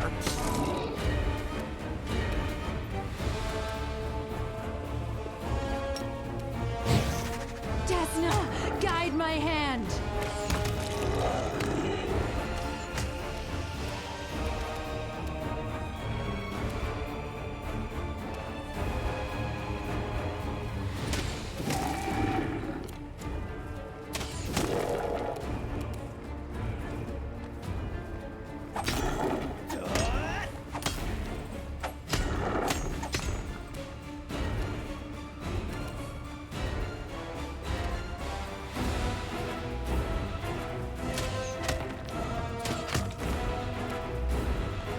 Into the fray!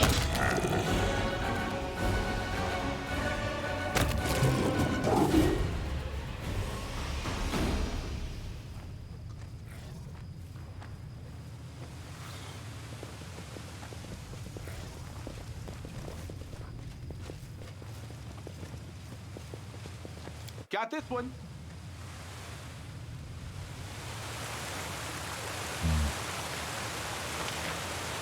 Yeah, it doesn't look like there's anything more outside here.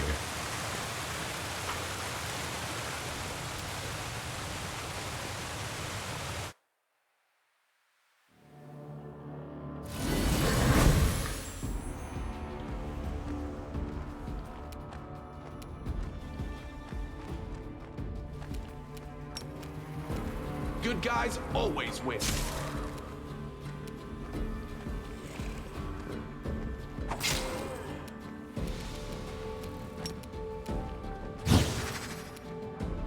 Make your peace. The Inheritor, guide my blade!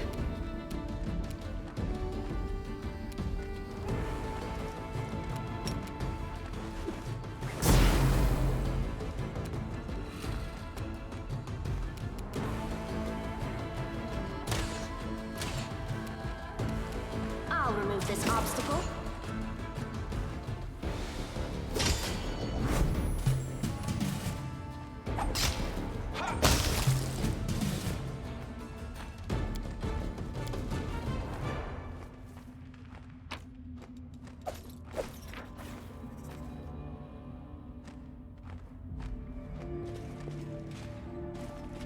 Can we retreat already?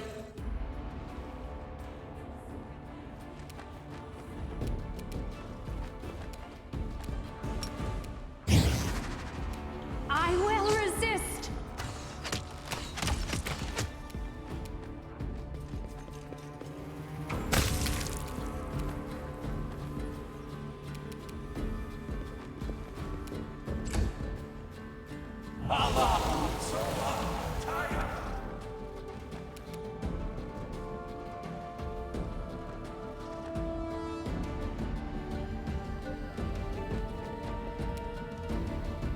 I'll hit you!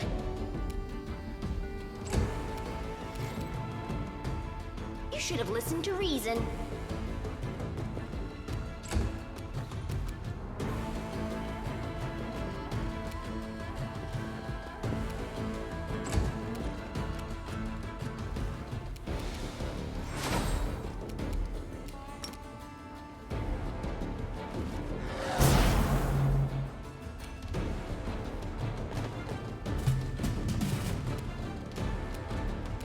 I got this.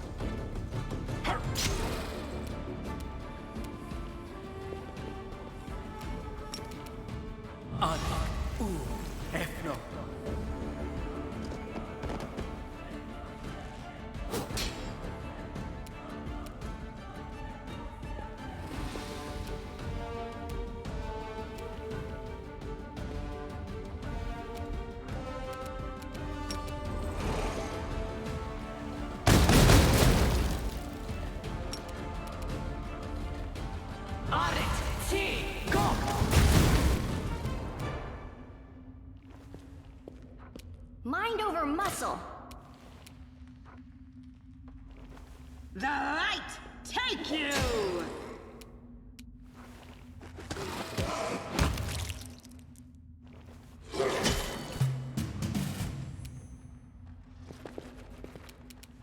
Prepare yourself!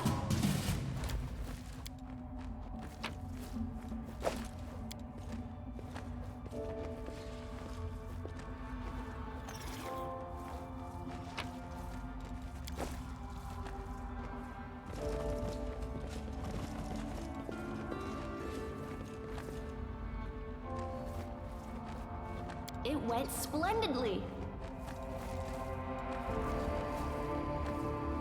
I can handle it.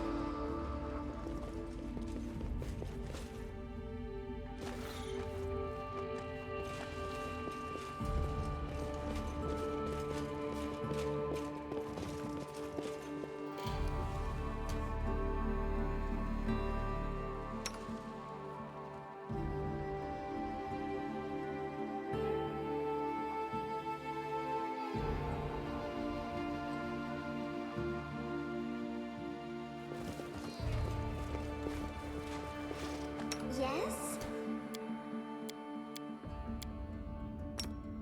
An, U, Efna. An, U, Efna. An, U, Efna. An, U, Efna. An, U, Efna. An, U, Efna. An, U, Efna. Now, how long does this last? 18 minutes.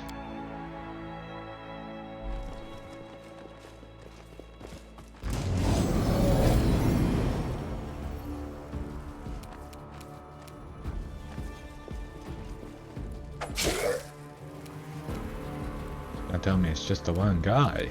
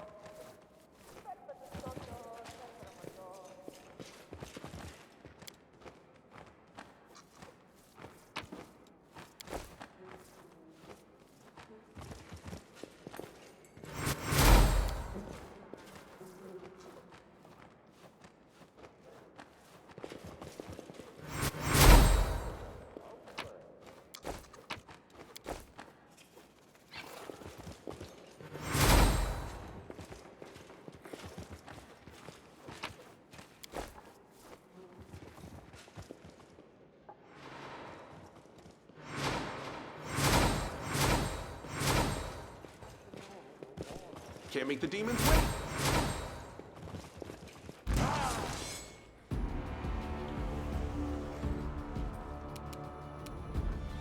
Damn you!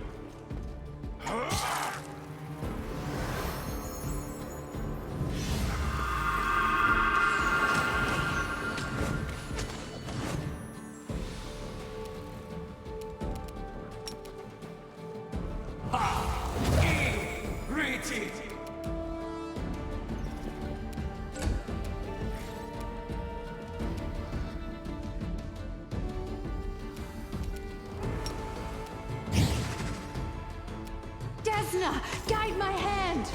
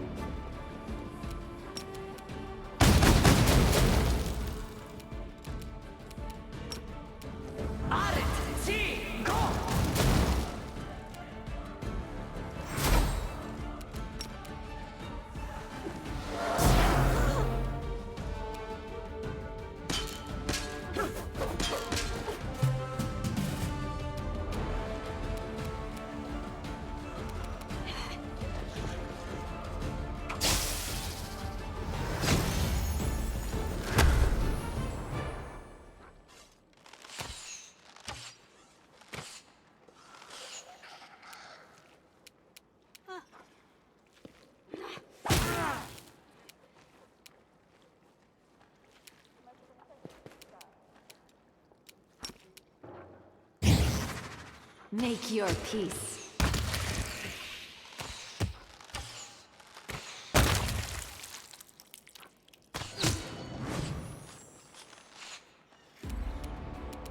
Into the fray!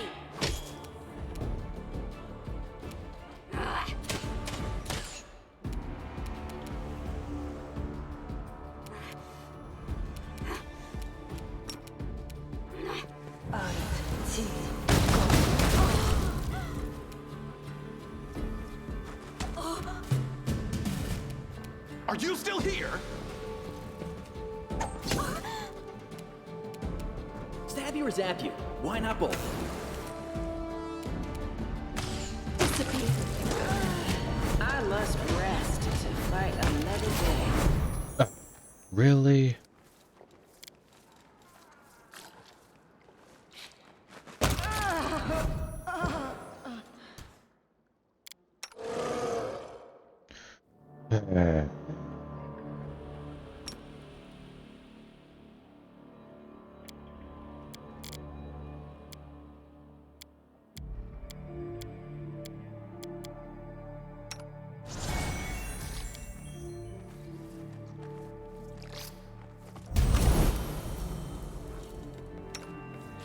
How many times is Sela going to die over the course of this game?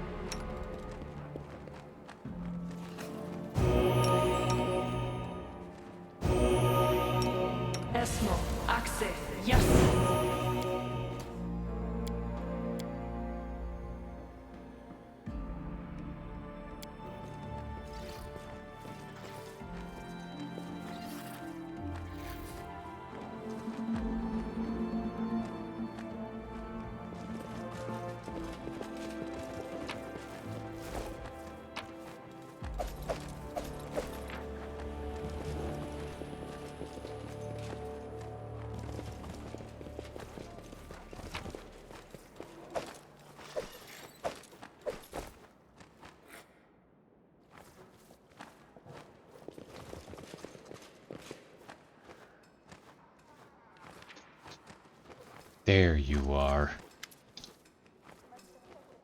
Ah, it's you again. Sorry, I'm busy right now. Don't have time to chat. You'll have to find something else to do. For example, you can try and save those fools over there. Nura! So this is where you've been all this time. Look, Master Mutasafin, put aside your dusty old books. We have visitors. Stop the demon. Don't let him steal these sacred tomes. They contain all the information we've gathered about the world wound. With knowledge like that, he can... You talk too much. Bored now. Let's spice things up. You either save those idiots or chase after me.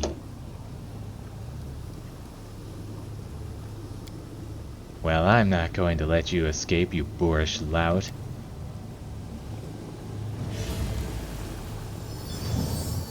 Nice. Why doesn't that surprise me? How many times have you switched sides? Do you keep a running list of your betrayals?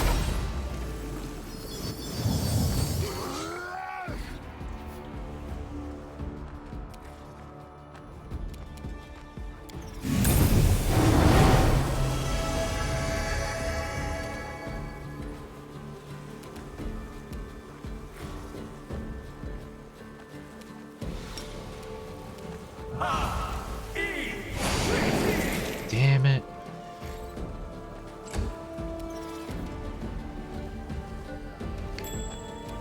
Good guys always win. Nam, Ea, Orma. 1, 2, 3, 4, 5, 6.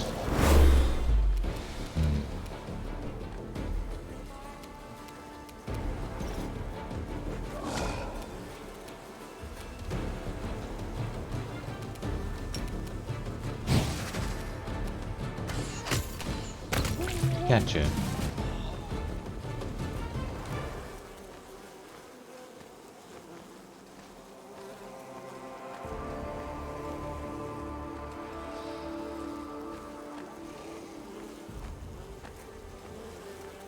Again?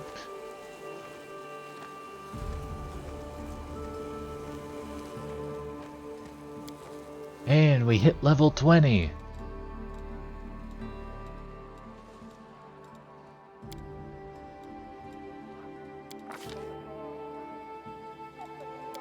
More dexterity.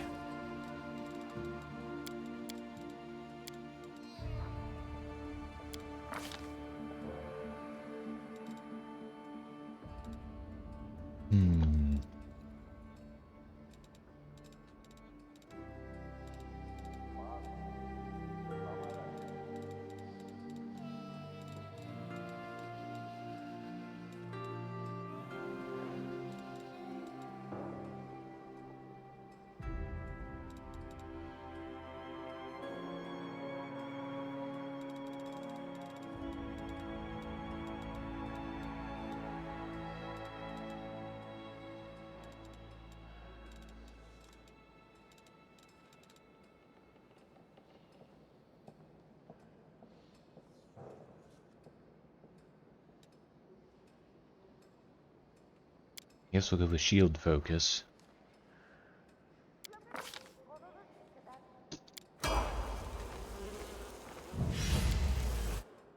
She gets Holy Champion. At 20th level, a paladin becomes a conduit for the power of her god. Her DR increases to 10 evil, and whenever she channels positive energy or uses lay on hands to heal a creature, she heals the maximum possible amount. Awesome.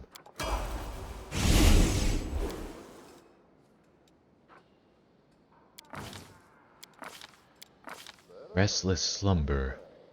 The witch causes a creature within 30 feet to fall into a sleep riddled with nightmares. This functions as the slumber hex. Additionally, the restless nature of the sleep causes the creature to violently toss and turn, dealing 1d10 points of damage to itself each turn. This damage does not wake the creature. When it wakes, the creature's addled state causes it to be confused for a number of rounds equal to half the witch's level. The witch must have the slumber hex to select this feat. This hex. Heroic Invocation. Using words of ancient power, you bestow heroic powers on all creatures subject to this spell.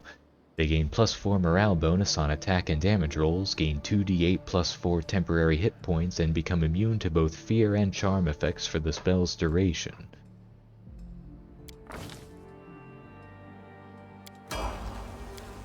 And Nenio gets Meta Magic and Power Spell.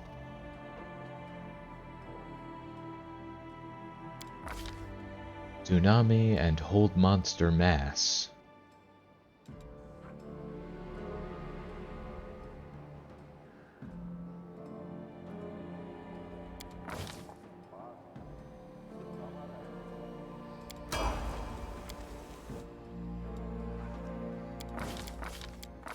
Favorite enemy Demons of Strength, favorite enemy Demons of Magic. Espionage Master. An espionage expert of 20th level becomes an espionage master. She can, as a standard action, make a single attack against a favored enemy at her full attack bonus. If the attack hits, the target takes damage normally and must make a fortitude save or die. The DC of this save is equal to 10 plus half the espionage expert's level plus the espionage expert's charisma modifier. An espionage expert can use this ability 5 times per day, but not against the same creature more than once in a 24-hour period. And Woljif gets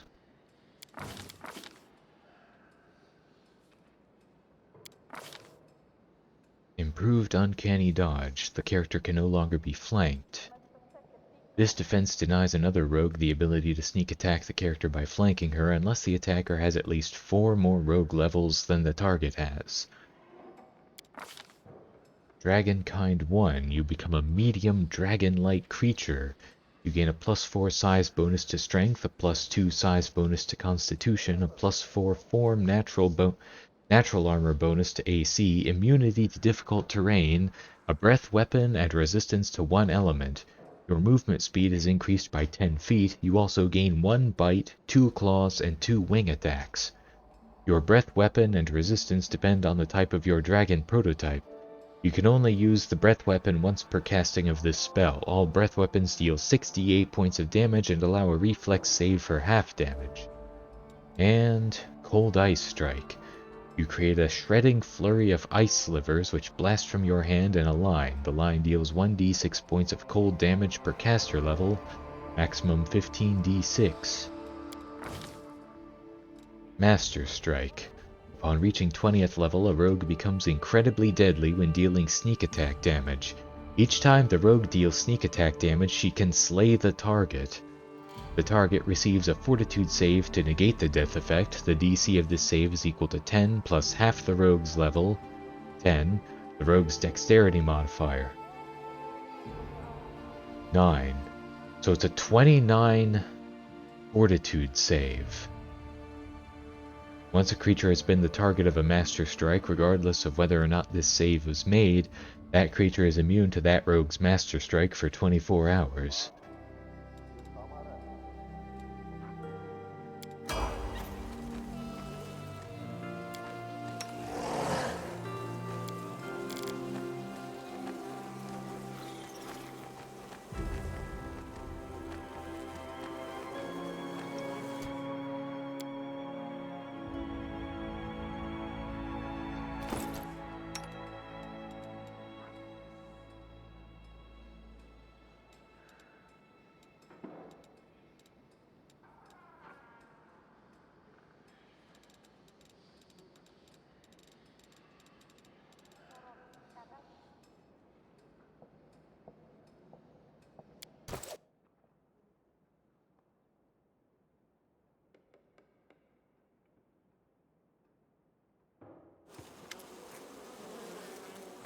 A regal Azamar woman dressed in priestess's robes bows her head. She has a proud, dignified bearing, but she looks tired. Greetings, I am Eliandra, the High Priestess of Pulura. Thank you for coming to save my shrine. Tell me about your research. What is it about? Why did Mutasafin want to steal it? That research is our life's work. We have studied the world wound for 100 years. We have been searching for a way to close it, but the demon wanted our research for a different purpose. He aspires to follow in Arueshalae Vorlish's footsteps. He wants to open a wound of his own. You believe that our research would help him to accomplish his goal. Thank you for putting an end to his evil schemes. We've worked so hard over the past 100 years, I could not bear it if our research ended up in the wrong hands. This research does sound very useful. It could lay the groundwork for some very interesting experiments. After we close the world wound, the information they've collected could help us open a few small controlled wounds for research purposes. Not too many, around 3 dozen, including control samples. Just imagine how much data we could gather. I'd like to see your research. It could prove useful. You are welcome to our research. We are grateful that you kept it from falling into the wrong hands. I hope our knowledge will serve a good cause. You'll find everything you need on the bookshelves behind me. Tell me about this place. This is Pulura's Fall. Once there were real waterfalls here. You could hear the song of the water as it flowed across the stones. But then the world wound came and stole it all away. The servants of the Shimmering Maiden took shelter here when Sarkoris fell. My lady hid this place from unfriendly eyes and prolonged the lives of everyone inside so that we could dedicate ourselves to an important mission. We have been studying the world wound since the day it came into existence. So you were alive when the world wound was open. What do you know about its creation? More than some, but not as much as I would wish. I've been to Threshold, the fortress where outlawed spellcasters were held and where Arueshalae conducted her monstrous ritual. I even saw the betrayer in the flesh, though only briefly. Arueshalae was rumored to be a dangerous witch. For many years she had lived in isolation, carrying out strange experiments in deliberate obscurity, but she was noticed in the end. The best witch hunters tried to capture her, and it is said that many of them perished in the attempt. But when I saw her, she was no longer a dangerous enemy. After many, many days in a dungeon, she was nothing more than a pale shadow. I was told her spirit was already broken when she was brought to Threshold, but she gave the guards no trouble. However, I think it is safe to say now that her compliance was merely a ruse, a cunning deception. When the wound opened, it shook the world. My lady Pulura, in her heavenly wisdom, was one of the first to realize the magnitude of the threat, and sent her priests a vision, along with an order to run and hide. But many couldn't find it within them to obey this order. How could they leave their beloved homeland, their homes, family, and friends? Many of my brothers and sisters perished, losing a hopeless fight against wave after wave of demons. I was destined for a different fate, and so was my shrine.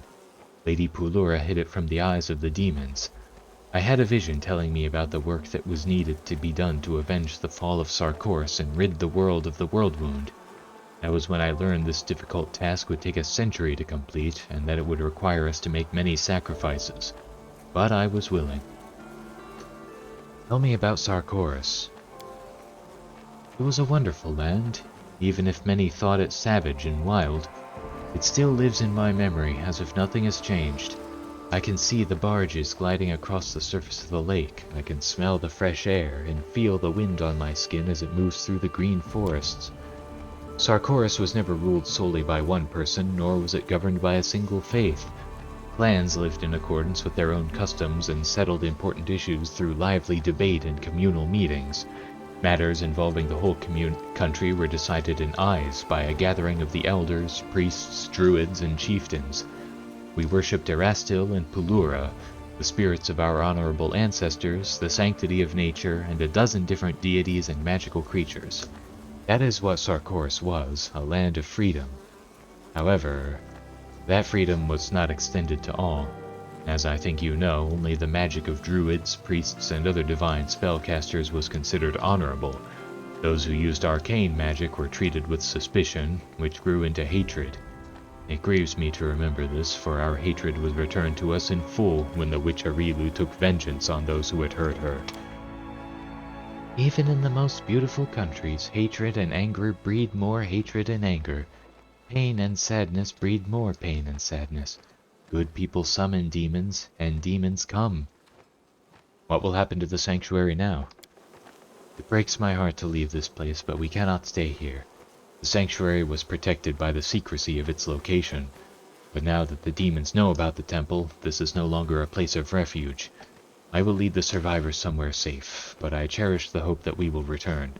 Someday our waterfalls will sing again. I have to go. Farewell, Commander. Bulur's children will remember you.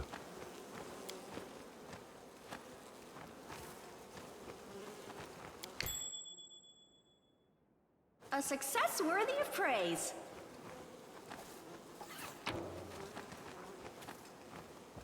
The cosmic caravan and its journey across the night sky.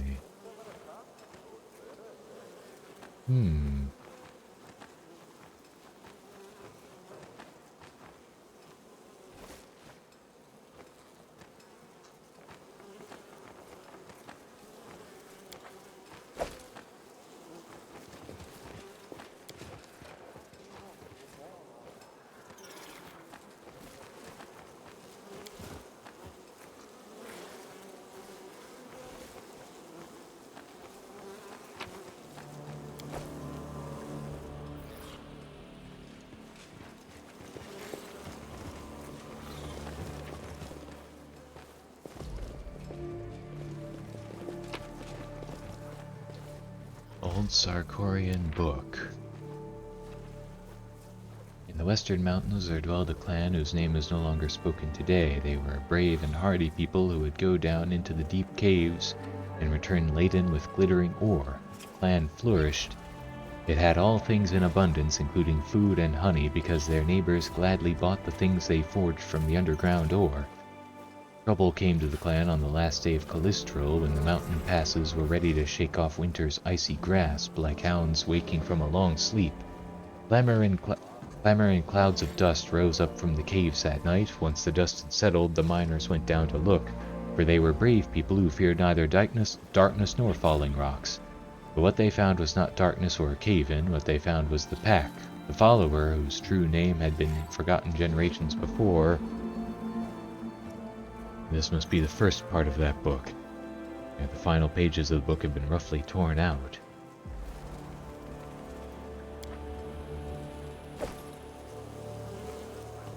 What does he have? Scimitar +4, chain shirt +4. Contagious Shroud. Whenever the wearer of this cloak is attacked in melee, the attacker must pass a fortitude saving throw, or become sickened and vulnerable to acid for 4 rounds. This effect can only occur once per attacker during a combat.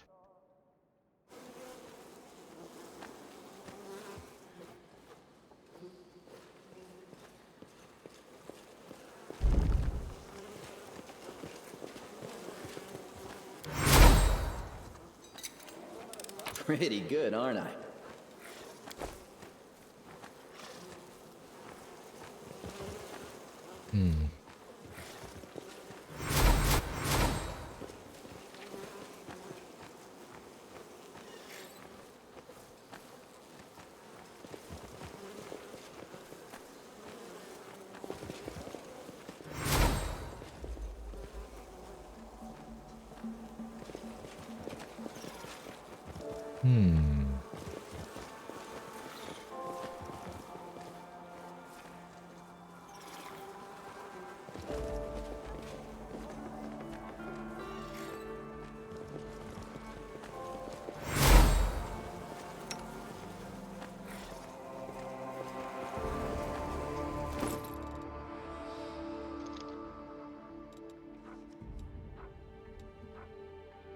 Let's see.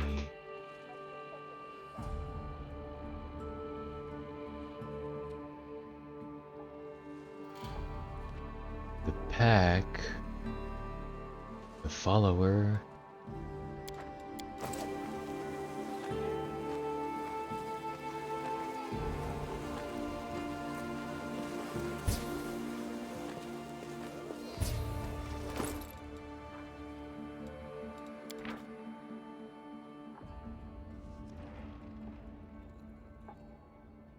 the daughter, patriarch,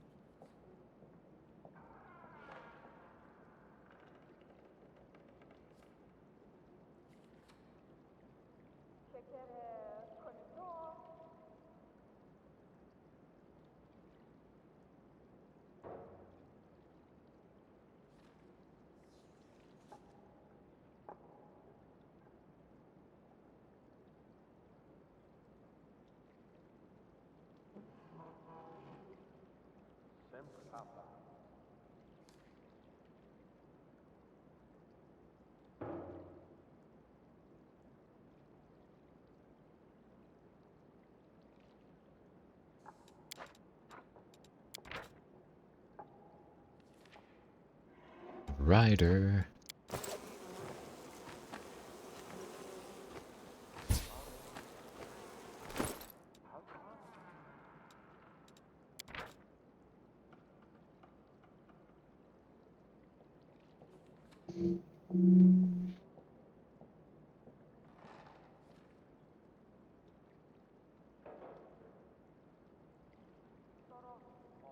Hmm.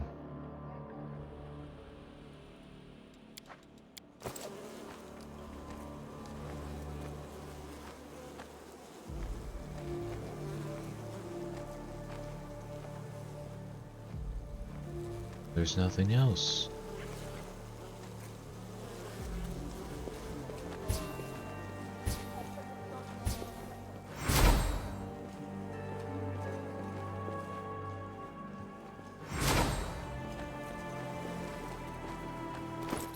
Maybe.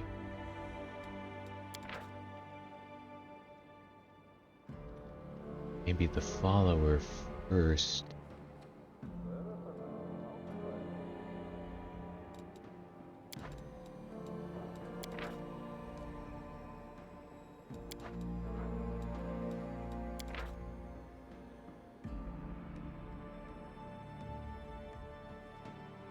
Maybe the follower, the daughter, the patriarch, then the pack.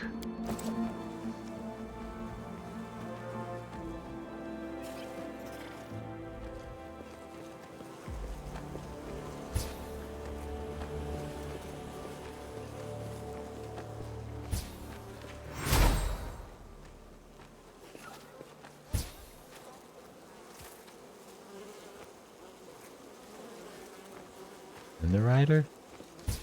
No.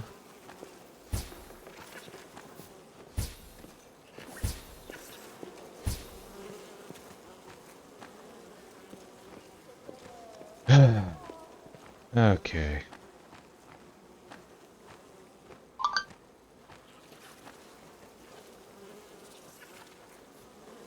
Looks like I'm just gonna have to look this one up.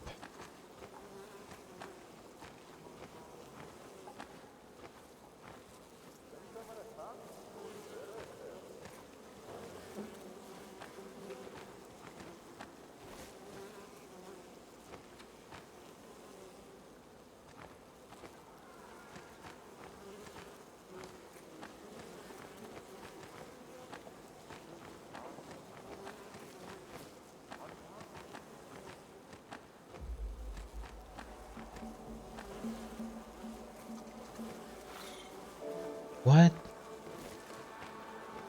That doesn't make any sense.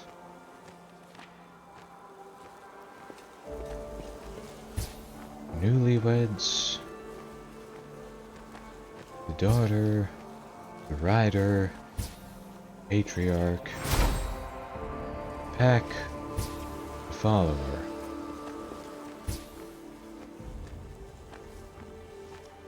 How was I supposed to figure that out?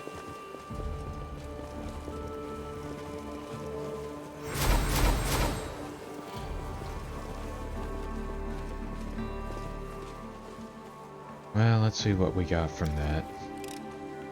This is my kind of work. Ring of Guiding Star. +4 bonus to initiative rolls. Whenever the wearer lands a hit against an undamaged enemy, it grants all companions a +3 bonus on damage rolls for 1 round.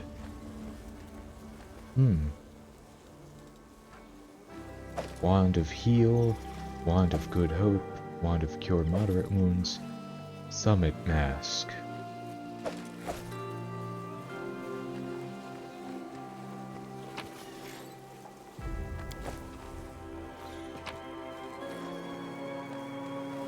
Stargazers Aged Journal.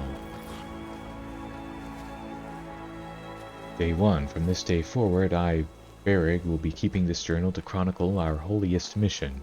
It was for this mission that we left our people, who are so desperate for solace and protection in these times, and followed Eliandra, our mentor, into Pelura's temple. Here, cut off from the mortal world, we shall continue our service, blessed by the shimmering maiden. Though the foul smoke of the demonic pit clouds the skies, Pelura reveals to us the stars that will guide our way. Day 24. We carry on our holy work that praises the illustrious Pelura. The enchantments that keep us safe are flawless. The demons outside the sanctum's walls don't even suspect its existence. I embolden my spirit by praying to Pelura for a swift deliverance from the vile hordes that swarmed our lands. We just need to gather our strength and wait for the brave warriors to throw the unholy beasts back into the abyss. I have faith that such a day is nigh. Day 105. This is a momentous occasion. My brothers finished working on another map of the northern sky. At times, when I look into everyone's eyes, I see worry of what is happening outside the temple walls, and I feel doubt creeping into my heart as well. But in the next moment I shame myself for being so weak of will. Today is a good day, and I will not allow it to be tarnished by dreary thoughts. Day 258. Sister Eliandra's prayers have been answered, as our abode was visited by a messenger of Pelura. Alas, the Celestial brought dire news. Our homeland has been overtaken by flames and demonic spawn. The cities are burning, and the people are fleeing for their lives. The tear in the material pain has not yet been mended. On the contrary, it's spewing out more abyssal legions by the hour. The Celestial left us, but not before he assured us that we are not forgotten and our service has not been for naught. We must steel our hearts and continue searching among the stars. The quicker we can finish our work, the sooner will Sarkoris have hope for salvation. Day 457. We spent half a day looking for Brother Arid. Eliandra herself found him behind the altar of Pelura. He was crying, sitting on the floor, hugging his knees close. I was afraid that she would scold him for this treacherous weakness of spirit and mind that could poison the others, but my fear was unfounded. Eliandra and Arid spent 2 hours in conversation that remained a mystery to all of us. Then our brother returned to work, still saddened, yet now he held his head a little higher. I bow before our leader's wisdom and fortitude. But do I see in her eyes a shadow of that same despair that has long since found its way into our hearts? The day the messenger arrived. On the day we finished mapping out the eastern hemisphere, our solitude was broken, this time by a messenger from Iomade. I curse my own curiosity for encouraging me to join those who listen to her words. The battle still rages on around us, yet nobody fights for Sarkoris anymore. Warriors from some other lands are clashing with demons, treading on the ashes of our kin. Sarkoris is gone. They now call it the World Wound. Another day, just like many before it. I can no longer keep track of days. They all have merged into one endless strip of gray. Even Pelura's starlight cannot drive away the darkness in my heart. Our service has been in vain. We have nothing to go back to. All I have left is to languish here, day in and day out, fulfilling my duty to my brothers and sisters. And thus, day in and day out, do I toil without a moment's rest, all in the name of our sacred and, Pelura forgive me, pointless duty. But at least I no longer have to keep up this miserable journal.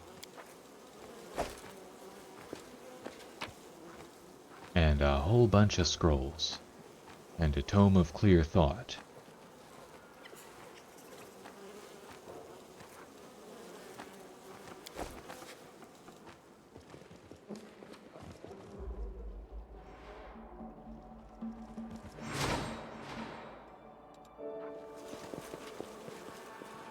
Beautiful. I think there's something else down here.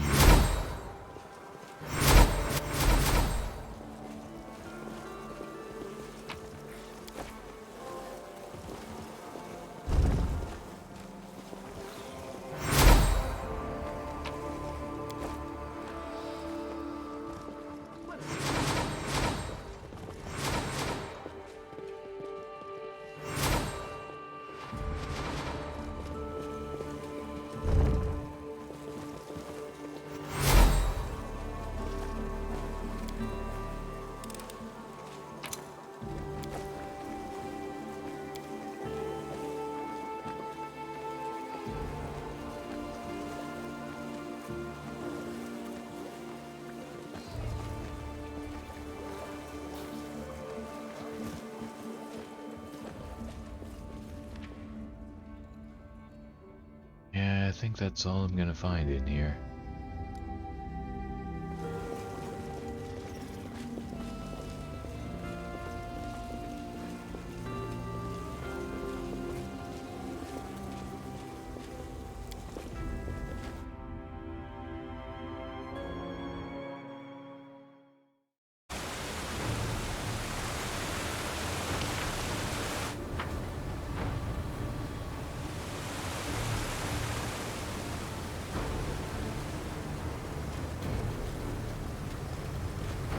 Still not sure what all those daggers are for. Here we go.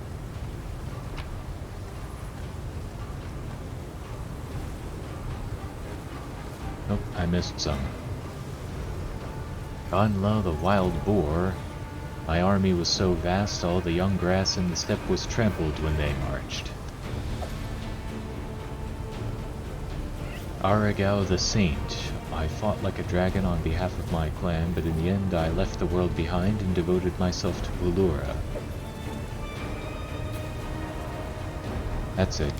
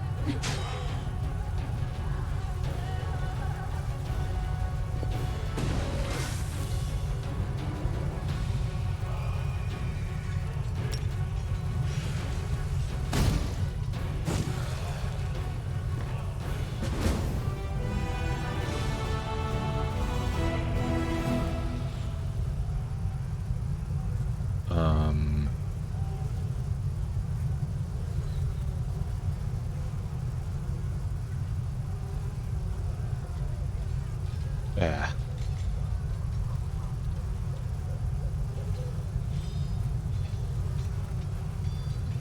Alright, well, guess I'm gonna have to stop the video there. I'll figure this out off camera. So, thanks everybody for watching. I'll see you all again some other time.